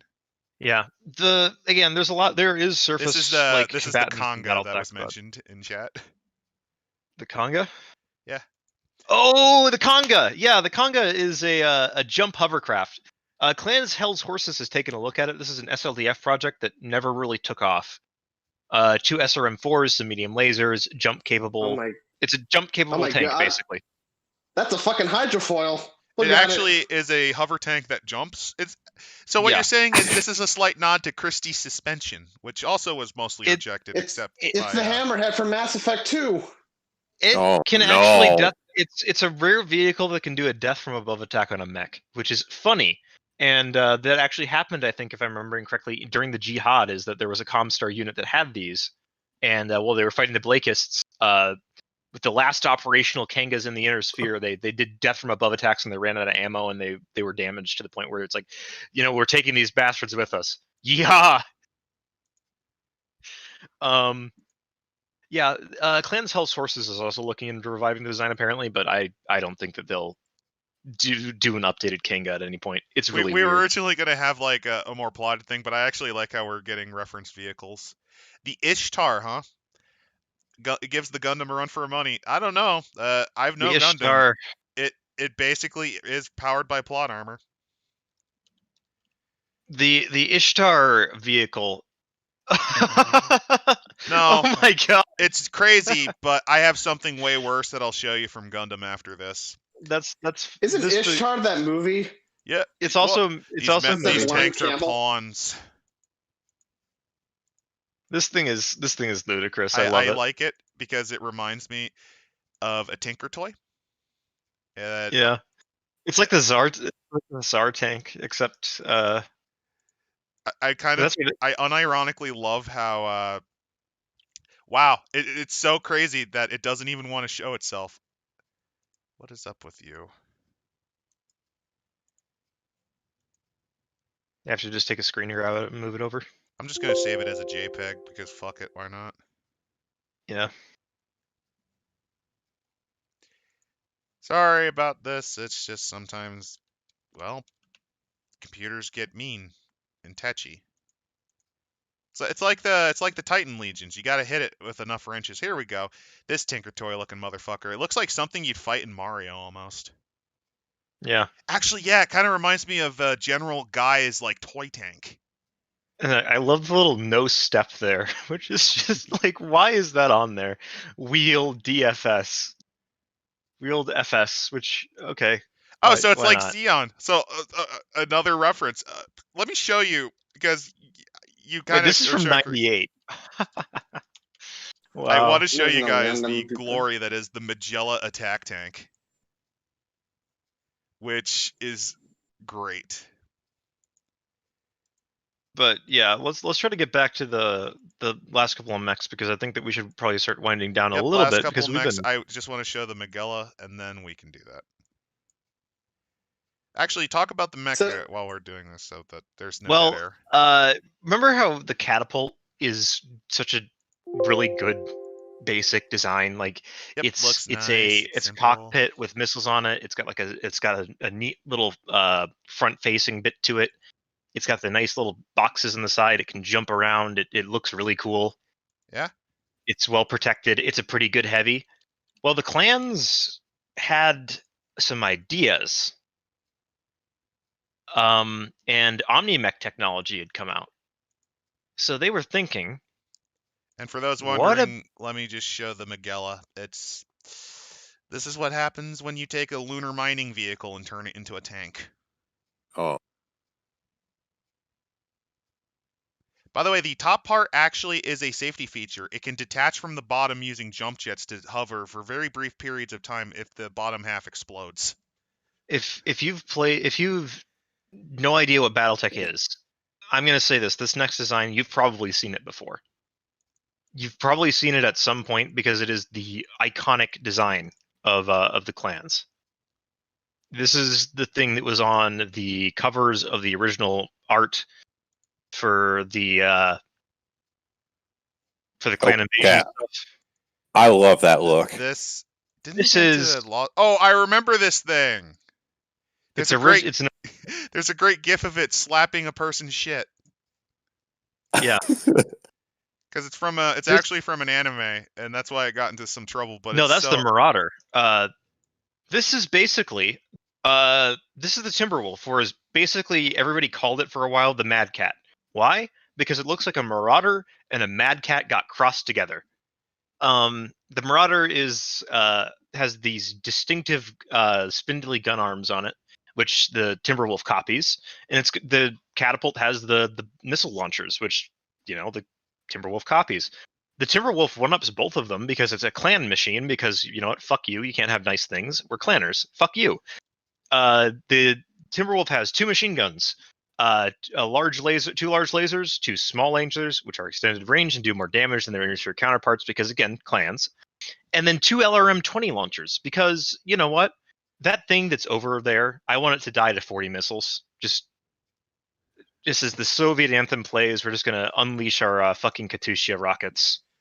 And speaking of clans having ideas, the difference between Vanilla Locust and Locust 2C, it's the guy she tells you not to worry about. That's true. Yeah, the Locust 2... I'm looking at this fucker, and he looks very scary. Look at all that armor on him. Yeah. The It's Locust... Metal Gear Ray! It... the Timberwolf is an iconic design because there's a lot of takes on it. The most recent one from the Clan Invasion box art set is really good. I'm going to try to find that. And while you find that, let me show I know a model that's eponymous to me because it's the very first mech I actually have seen from Battletech, courtesy of some art. House Steiner's most noted one, I believe, the Atlas. The Atlas, yeah. The Mad Cat though is a fun clan design. The Atlas is sort of the face of BattleTech in many ways, at least because it was one of the few saw really it original because designs. of the art that was drawn of this thing torching furries many years ago. Many moons ago.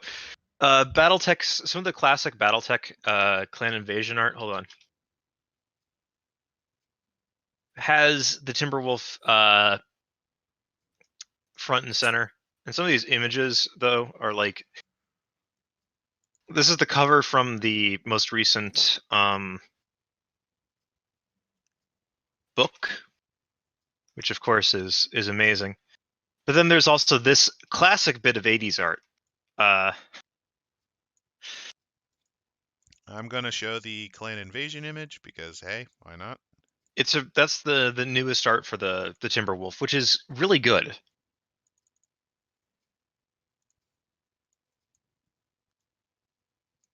There you go.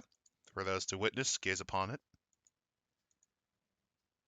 I really like the art for that the one. Atlas, the mofo built under Alexander Kerensky's specification to look scary by design. Yeah. Alexander Kerensky specifically said it should look like death itself, so the designers decided to give it a fucking skull face.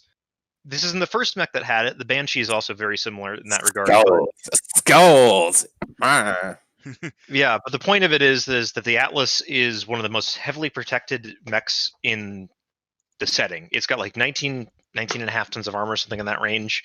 It has an AC-20, an LRM-20, SRM-6s, a bunch of lasers. It will get in your face and it will punch you to death. It is basically...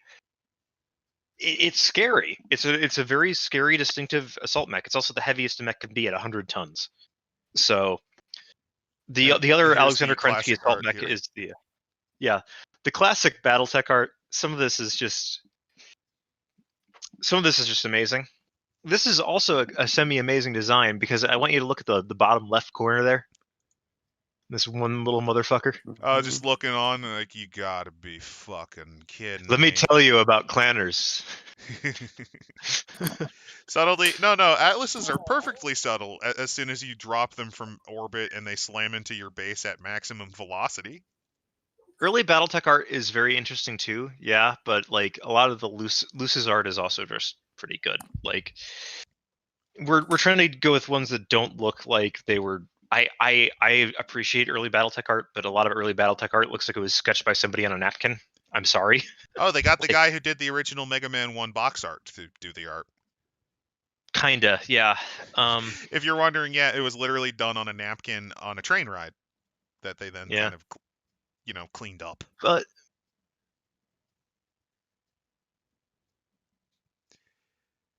yeah, like the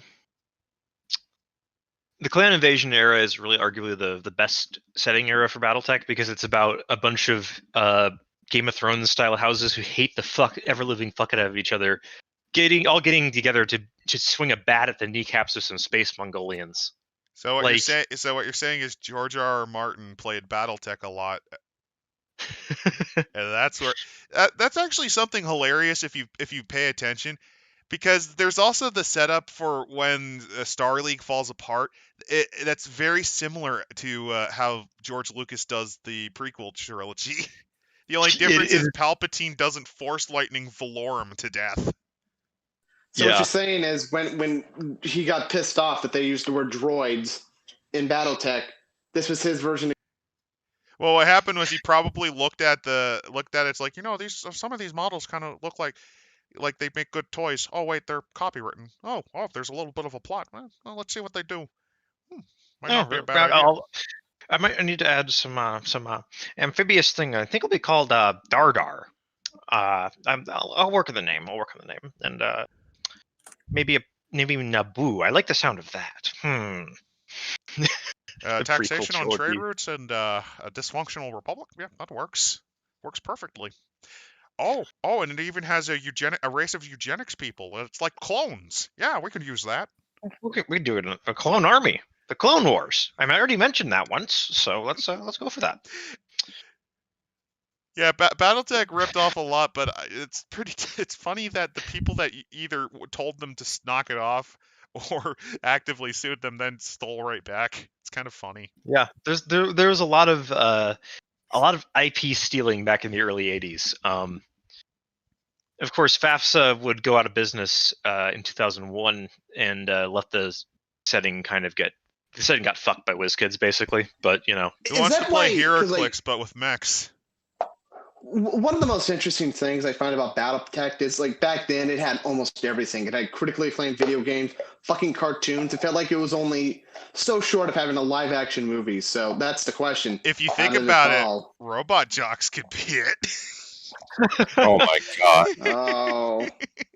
But yeah, no, the reason why it kind of all fell apart was because WizKids bought the license and then fired every single writer because they wanted to bring in real authors for their real books.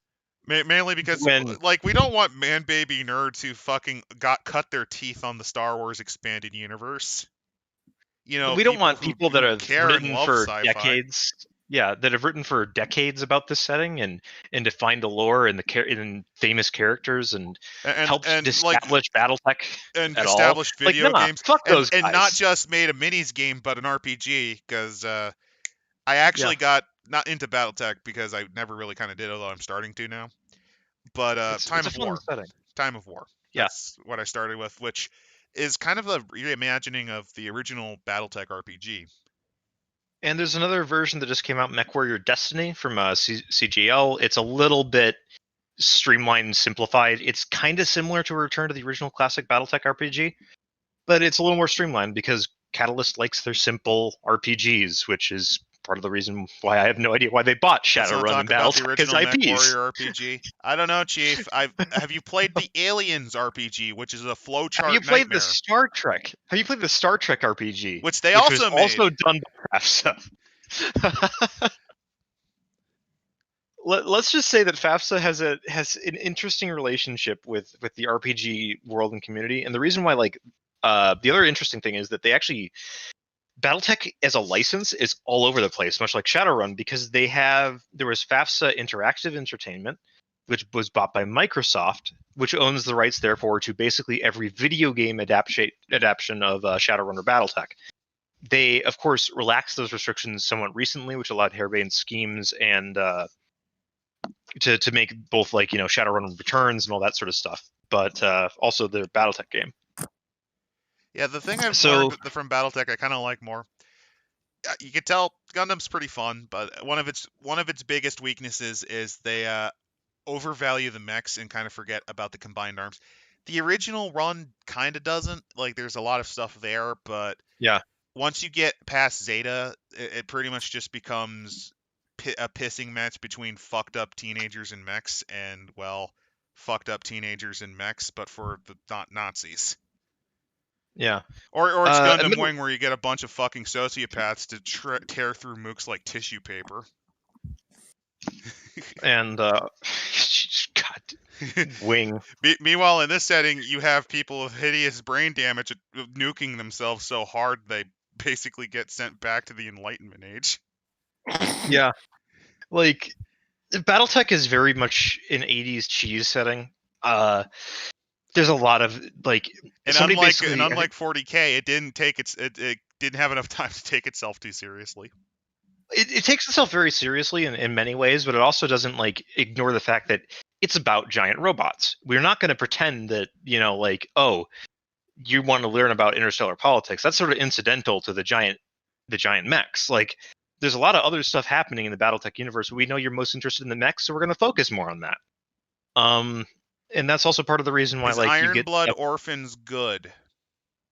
I've heard it's pretty good. I've heard things about it. By later Gundam this is where standards, kinda. This is where despite being the fact, I mean, Aquila Tequila, you have to understand. I'm really into the Universal Century, but I've been working my way up slowly, and I've heard good things about Iron Blooded Orphans. I hear it does some things that are pretty fucking. It's pretty fucking grim, dark at times, but I hear it's pretty fun experience overall. Well, it can get grim dark, but the problem is there's a bit of a mood whiplash problem with it. Yeah. Because the entire thing is basically child soldiers. They try to actually do stuff with it, but at the same time, they don't. They can't keep the tone consistent. You have my permission to PM me, and I'll help you out and define what you want with. Just PM me on the Discord. The new remember, Al, this is all sponsored by the new Scum Discord. Come into our community, and we will build something great together, please. Yep. Thank you.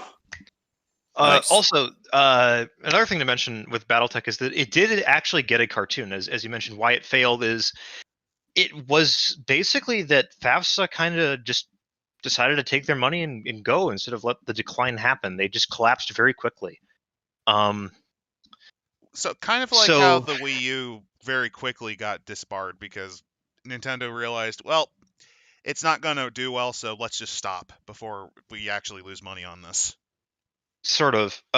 Also, you've got to remember that around the turn of the century is when the big crunch sort of happened to a lot of RPGs.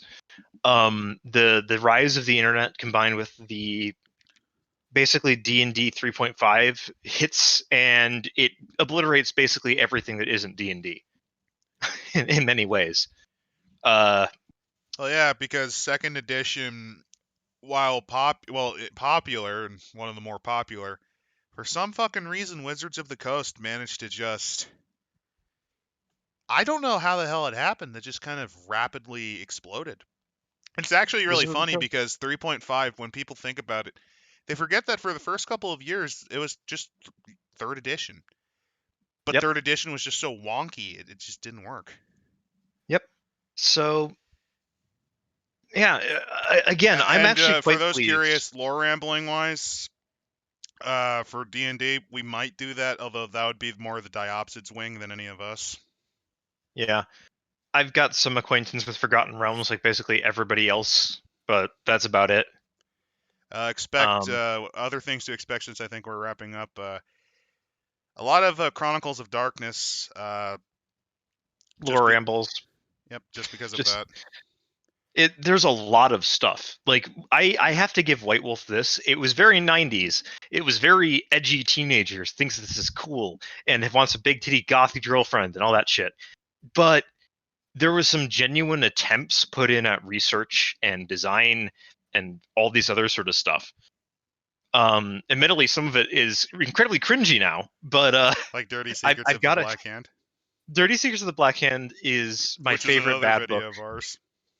Oh god, Dirty Secrets of the Black Hand is one of the best source books in terms of just like, this is what happens when you're just getting your feet under you as Dark a big Sun, major that's developer. Probably, out of all of the D&D settings besides Greyhawk, Dark Sun's probably my favorite of the lot, because it's just so, it tickles that part of my brain that I'm a big fan of the John Carter series of Barsoom. That was like one of the first sci-fi books I read as a kid because my dad had an entire like collection of them. And Dark Sun basically tickles both that and anyone who's a fan of like Ron Howard's Conan series. It's a very great kind of franchise for that.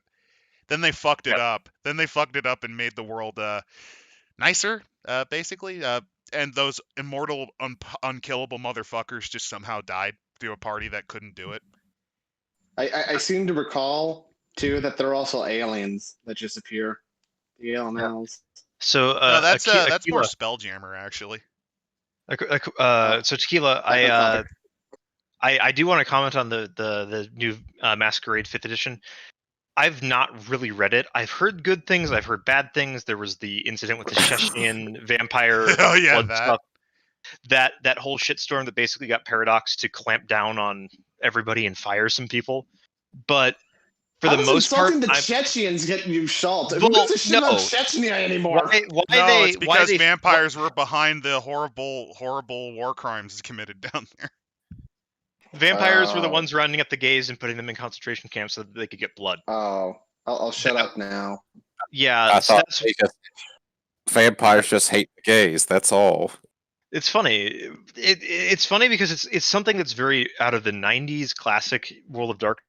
It is something the 90s World of Darkness would have done, like 95 to 98. Yeah. But the second that around 99, they kind of realized as a company that we can't really keep doing this because it's just cheap. It's not really deep lore. It's just really dumb. And also because they kind of realized that if supernaturals are behind everything, then like how many supernaturals are there? It's like fucking crazy. We'll probably be able to drag these other guys to werewolf discussions, which is kind of funny. I'm not a big fan of, especially the old world werewolf. Old world werewolf is only fun if you ignore like the weird gay furry sex shit. If you focus on the core, which is that you're a fucking you're basically your job is to go out and fuck shit up for Earth, then it's fun. But the problem is the new edition turns you into border control. You basically, I actually kind of like that more though. Yeah, where you're basically the dirty beat spirit cops, which I think is also a good take on werewolf. I think that's actually more fun. I'm more of a New World guy because I first got my taste of World of Darkness through New World, but it's also because like Chronicles doesn't have to deal with the meta plot. Oh, they were supposed to be the straightest motherfuckers in the universe, not with the creepy fucking degenerates that tended to write that shit. Yeah, no, the main problem was that people like to say, "Oh, White Wolf is it's all SJW bullshit right now." I'm like, have you read 90s White Wolf? This has always been the thing with them. They've always been in that pushing the boundary punk edge stuff. Like the fact that they mentioned stuff like homosexuality in an RPG in the 90s was at the time like fucking just like this. Remember, this is the period where you couldn't even you had to basically make gay characters mincing, and you couldn't reveal they were gay because and White Wolf. And White Wolf went, no, they're gay. There's two dudes fucking each other here. Fucking deal with it. And then moved on. And that's sort of what New World has done as well. And that's sort of what Old World has done as well. So, no, it's always been there. And the fact that people try to complain and say, like, SJWs are ruining it, I'm like, not really. Like, there's people that have always been complaining about it's more of a case of they don't realize that it's not really, like, compared to their old stuff, it's not, like, it's Tuesday. Like, you're trying to hammer home that this is so important. I'm like, no, it's 1997 you did this. 1995 you did this. What's the difference about 2012? That's the problem. They've become the unhip, uncool old man, and they don't realize they've become too mainstream. That's why I like a lot of the New World concepts. Like the new Mummy is amazing. New Demon's really good. My favorite thing is though you could either never talk about Beast. We've talked about Beast for like 4.5 hours. It was agony. No, like 8 hours. It was agony. Not as agony as Changing Breeds, which, hey, guess what? They got one of the writers of Old Werewolf to write it, and it basically destroyed us. Oh my god, that man was certainly something, but we're getting But we're getting off topic, aren't we? Well, we're Yeah, pretty much wrapping up anyway. We're wrapping up, but yeah, BattleTech again. I like doing talks about it because it's a very old setting. It's got a lot of detail and heart and character, and it's a real example of what happens in the industry in many ways of the transition from the 80s and 90s into the new millennium, where a lot of old IPs end up getting split up if they're successful, that end up having legal problems, that end up having just weird things happen to them, like And the it's Harmony Gold also lawsuits. interesting because it's a kind of like a fly in amber look. Yeah. Because as systems get newer, as the newer systems tend to remove a lot of that hard research or just hard mechanics. BattleTech hasn't done that, which is one of the most interesting things about it, is that you can play with material from the original run of BattleTech, the original mechs that are there, those record sheets, that statistics, all of that. You can still bring that mech to any match of BattleTech that you want to. It is completely backwards compatible. Now you tried that shit with 40K. No, mainly because of power creep. Yeah. BattleTech has had power creep. Clans. Yeah, but that was planned out. Yeah, but that was planned out, and it had in-universe stuff, and the old mechs were still capable of dealing with that because they valued the system so that you could just take more of the old mechs. It's not like, oh god, I feel bad for people who are crazy enough to pick Dark Eldar, who I think they were still using 3rd edition or 4th edition rules when 7th edition was out. It was not good for Dark Eldar. Now they're one of the better armies, but still, because they finally got fucking updated. Yeah. Do they have any new units at all? Yeah, of course they do, because it's GW and they want to sell you new model sculpts. I mean, mostly BattleTech Space not, Marines, but you know. BattleTech's not immune to model bloat. Like, look at some of the variants and other sculpts and all that. But compared to 40K, compared to a lot of other like contemporary war games at the time that released alongside it and competed with it in the 90s, it's still around, which I think is the most impressive thing about BattleTech, is that it's lasted for like 35 years or so. Longer than 35 years. I think it's over 40. It's lasted longer. There used to be It's going to be 40 in another 3 years. There was another mech system at the time, I remember, because the Aliens RPG guys wrote that one too. Yeah. And the fact that it outlasted pretty much all of the kind of mechs minis build there, because there was quite a few of them. And it lasted all of them. It took a fucking lawsuit to kill it. And even it took fucking hero clicks to kill BattleTech. And even then, that was just because the hardcore fans stuck around. That's just because the company didn't understand what they bought. Yeah, and I have to give, I don't think that Catalyst is a great company. I think the Catalyst is a pretty mediocre company with some predatory business practices and other stuff. Okay, so a couple of statements. I have to give them. Who's I have dreading to give them credit. Clan? I am dreading it, but I'm also kind of excited because from the Ale Clan recognition guides have been pretty good in terms of they're like a gigantic collection of almost every single mech that the setting's ever seen, plus new designs, and getting the setting away from the goddamn nightmare that was the early Dark Ages because of WizKids. There's stuff in the fluff that's indicating that Clan Wolverine might be doing a counter-clan invasion from the south. So we might finally see the Capellans die. Just insert your crab rave. Because fuck Capellans. But also because that will be really fun to see is the fact that the clans might have gotten Terra. They're basically going to get to Earth, but it took them 100 more years than it would have without fucking Fox showing up and beating the shit out of them. And also, they conquered Earth. No one cared, apparently. There's still people caring because they're busting through the Republic of the Sphere, which is a dumb jihad era thing that became the big thing in MechWarrior Dark Ages, is the good guy faction, which is stupid because it's BattleTech. Much like 40K, there's no real good, unequivocally good guys in the setting. That's what the tower's supposed to be, but the fans got fucking butthurt and hated it. Yeah. Now they're overcompensating and kind of taking him from the light gray, Yeah, that's the material I'm talking about. We could totally do lore rambles of 40K because I have a bit of a bone to pick about the constant darkenification of the fucking Tau. It's not just They're that, not the my fact of the favorite. setting. They're not my favorite army to play, but they're like number 2 after the IG. Honestly, there's a lot that could also be rambled on about 40K and its evolution from what it was to what it is now. And it's kind of interesting in that, like, comparing 40K to Battletech, games that came out very, very similar times, and how different they became Also, it's is very quite clear that the interesting. Titans were ripped off from Battletech because GW, remember, started their life ripping off their fucking minis that they've made for other companies and Yeah. making their own games around them. Knights and Titans are basically references to Battletech in many ways. There's a lot of interesting interplay between the two settings in terms of, like, Comstar and the Adeptus Mechanicus are almost the same in many ways. There's the Titan Legions, there's the Knights. Both are very similar. They have similar sort of tech ideas. There's neo-feudalism in both of these settings to a great degree. But the major difference is that one was an in-house company that sold it basically nonstop. The other ones had kind of an interesting legal battles, the company that made it dissolving.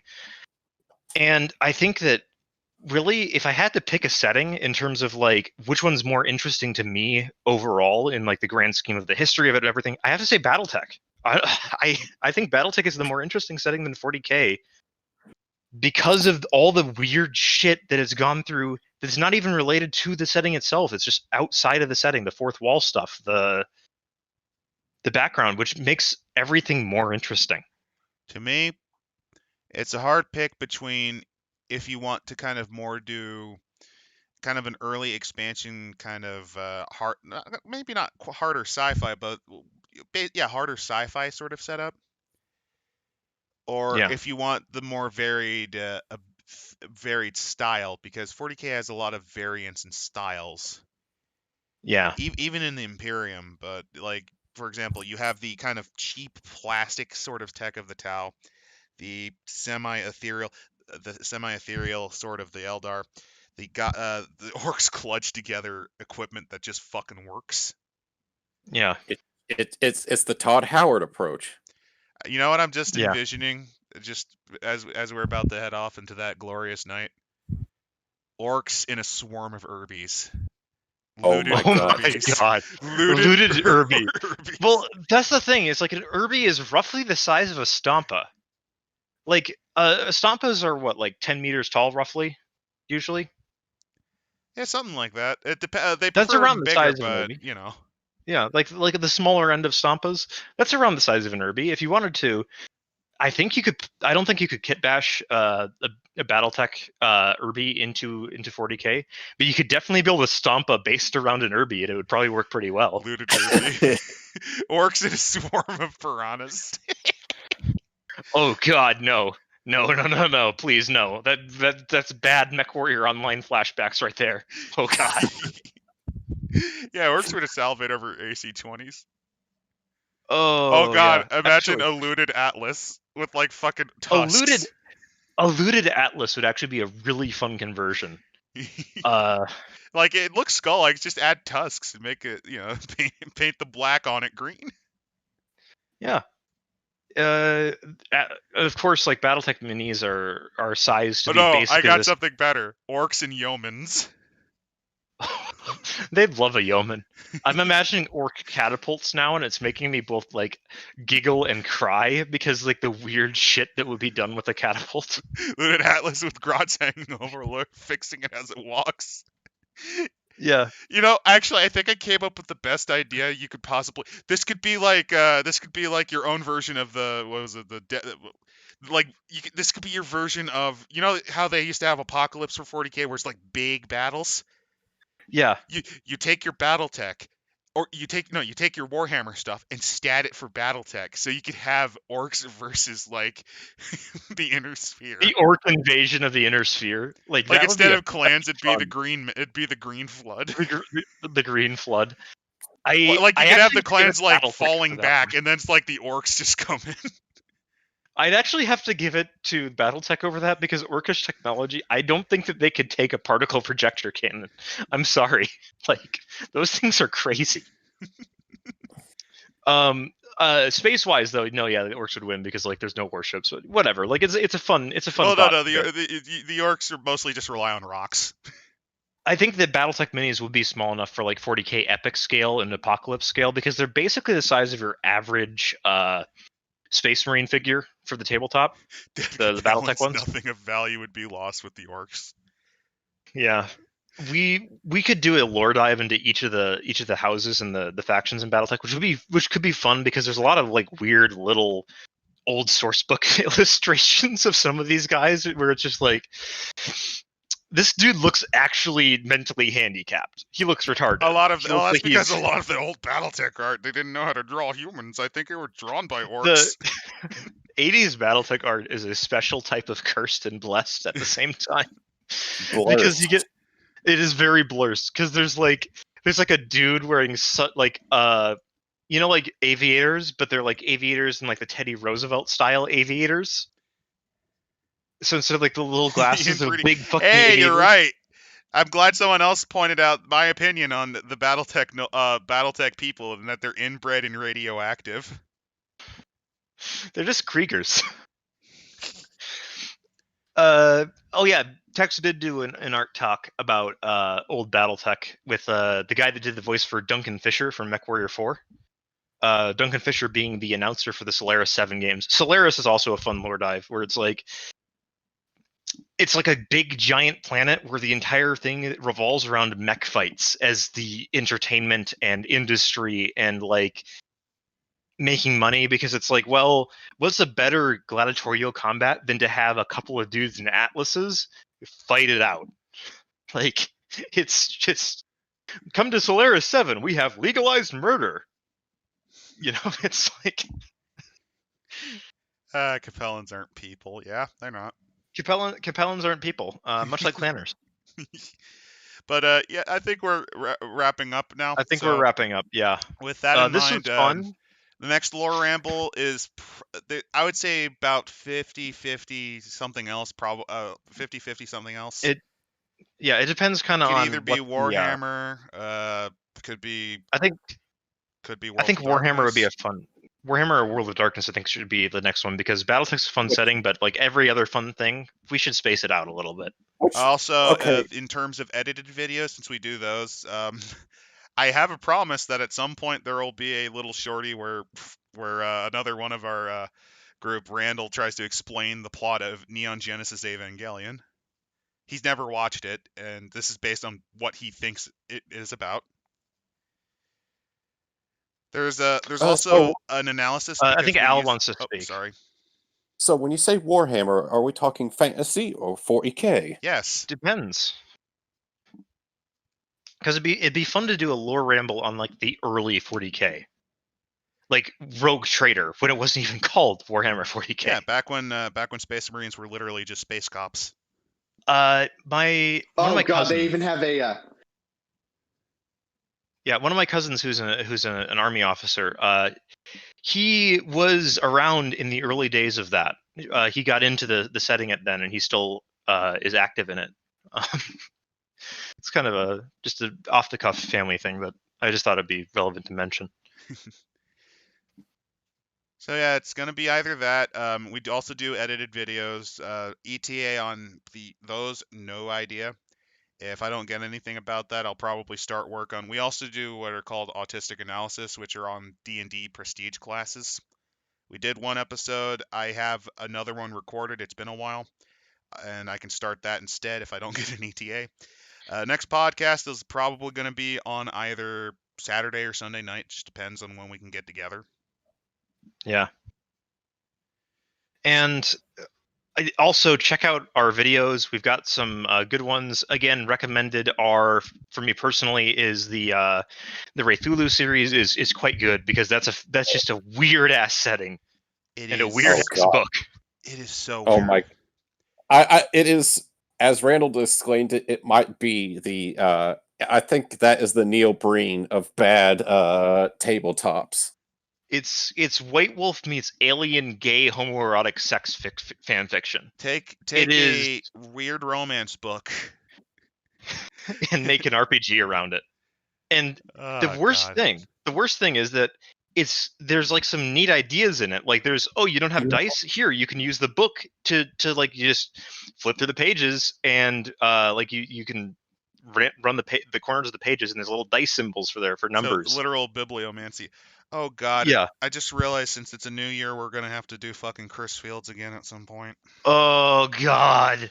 Derek Deshaw No. as well. We did one of his earliest ones, Empire St. Tanis. Can I just veto Chris Fields off the bat, because I think I'm the one with the most experience with his stuff. It's basically just the same as Black Tokyo, again with different paint. All right, then. Since you're adamant about that, Tech Priest, then let's go ahead and do Racial Holy War. I'm sure you won't have any objections to that. The only problem is you can't actually play it because the inbred assholes who made it are so stupid they didn't actually figure out, how combat was supposed to work. They didn't actually make rules, which I think is the most impressive part of that game. Like, I guess you can say no rules for radicals. The other, otherwise though, I think that this would be it. We've been going for about 2 hours here. We're glad that we actually have a live audience, and I think this is the first time I was a little bit worried we wouldn't one. see it. Oh, no, we had one earlier, but I'm very happy we have a live audience, and I'm glad that we entertained you by just rambling through random shit. Yeah, it's been fun. I want to do this again. Hopefully next week. We'll see how things go. Like I said, Saturday or Sunday. Not Mondays. I something else happens then. Yep. So yeah, take care, everybody. This is Tech Priest. This is Adam. This Pastor the Unicorn, and no, I am not that unicorn guy. I'm the big boy. Call me Big Boy. Yeah, that's my name. We're not going to include the second part of his name. Yeah, it's Jill. Big Jill is my name. How you doing, y'all? Big Jeff. Big. Oh God, what's the? Big Smoke. Yeah. And don't forget, everybody. Don't forget to come to our Scum server. You'll have lots of fun. It's a Discord server, and we promise not to groom any of you. Mainly because most of us will kick anyone out that tries that shit. All right, bye. Yep. Well, we'll see you later when we do Racial Holy War. Bye. That's going to be when the sun goes up in a nuclear explosion. So yeah. We're not doing it.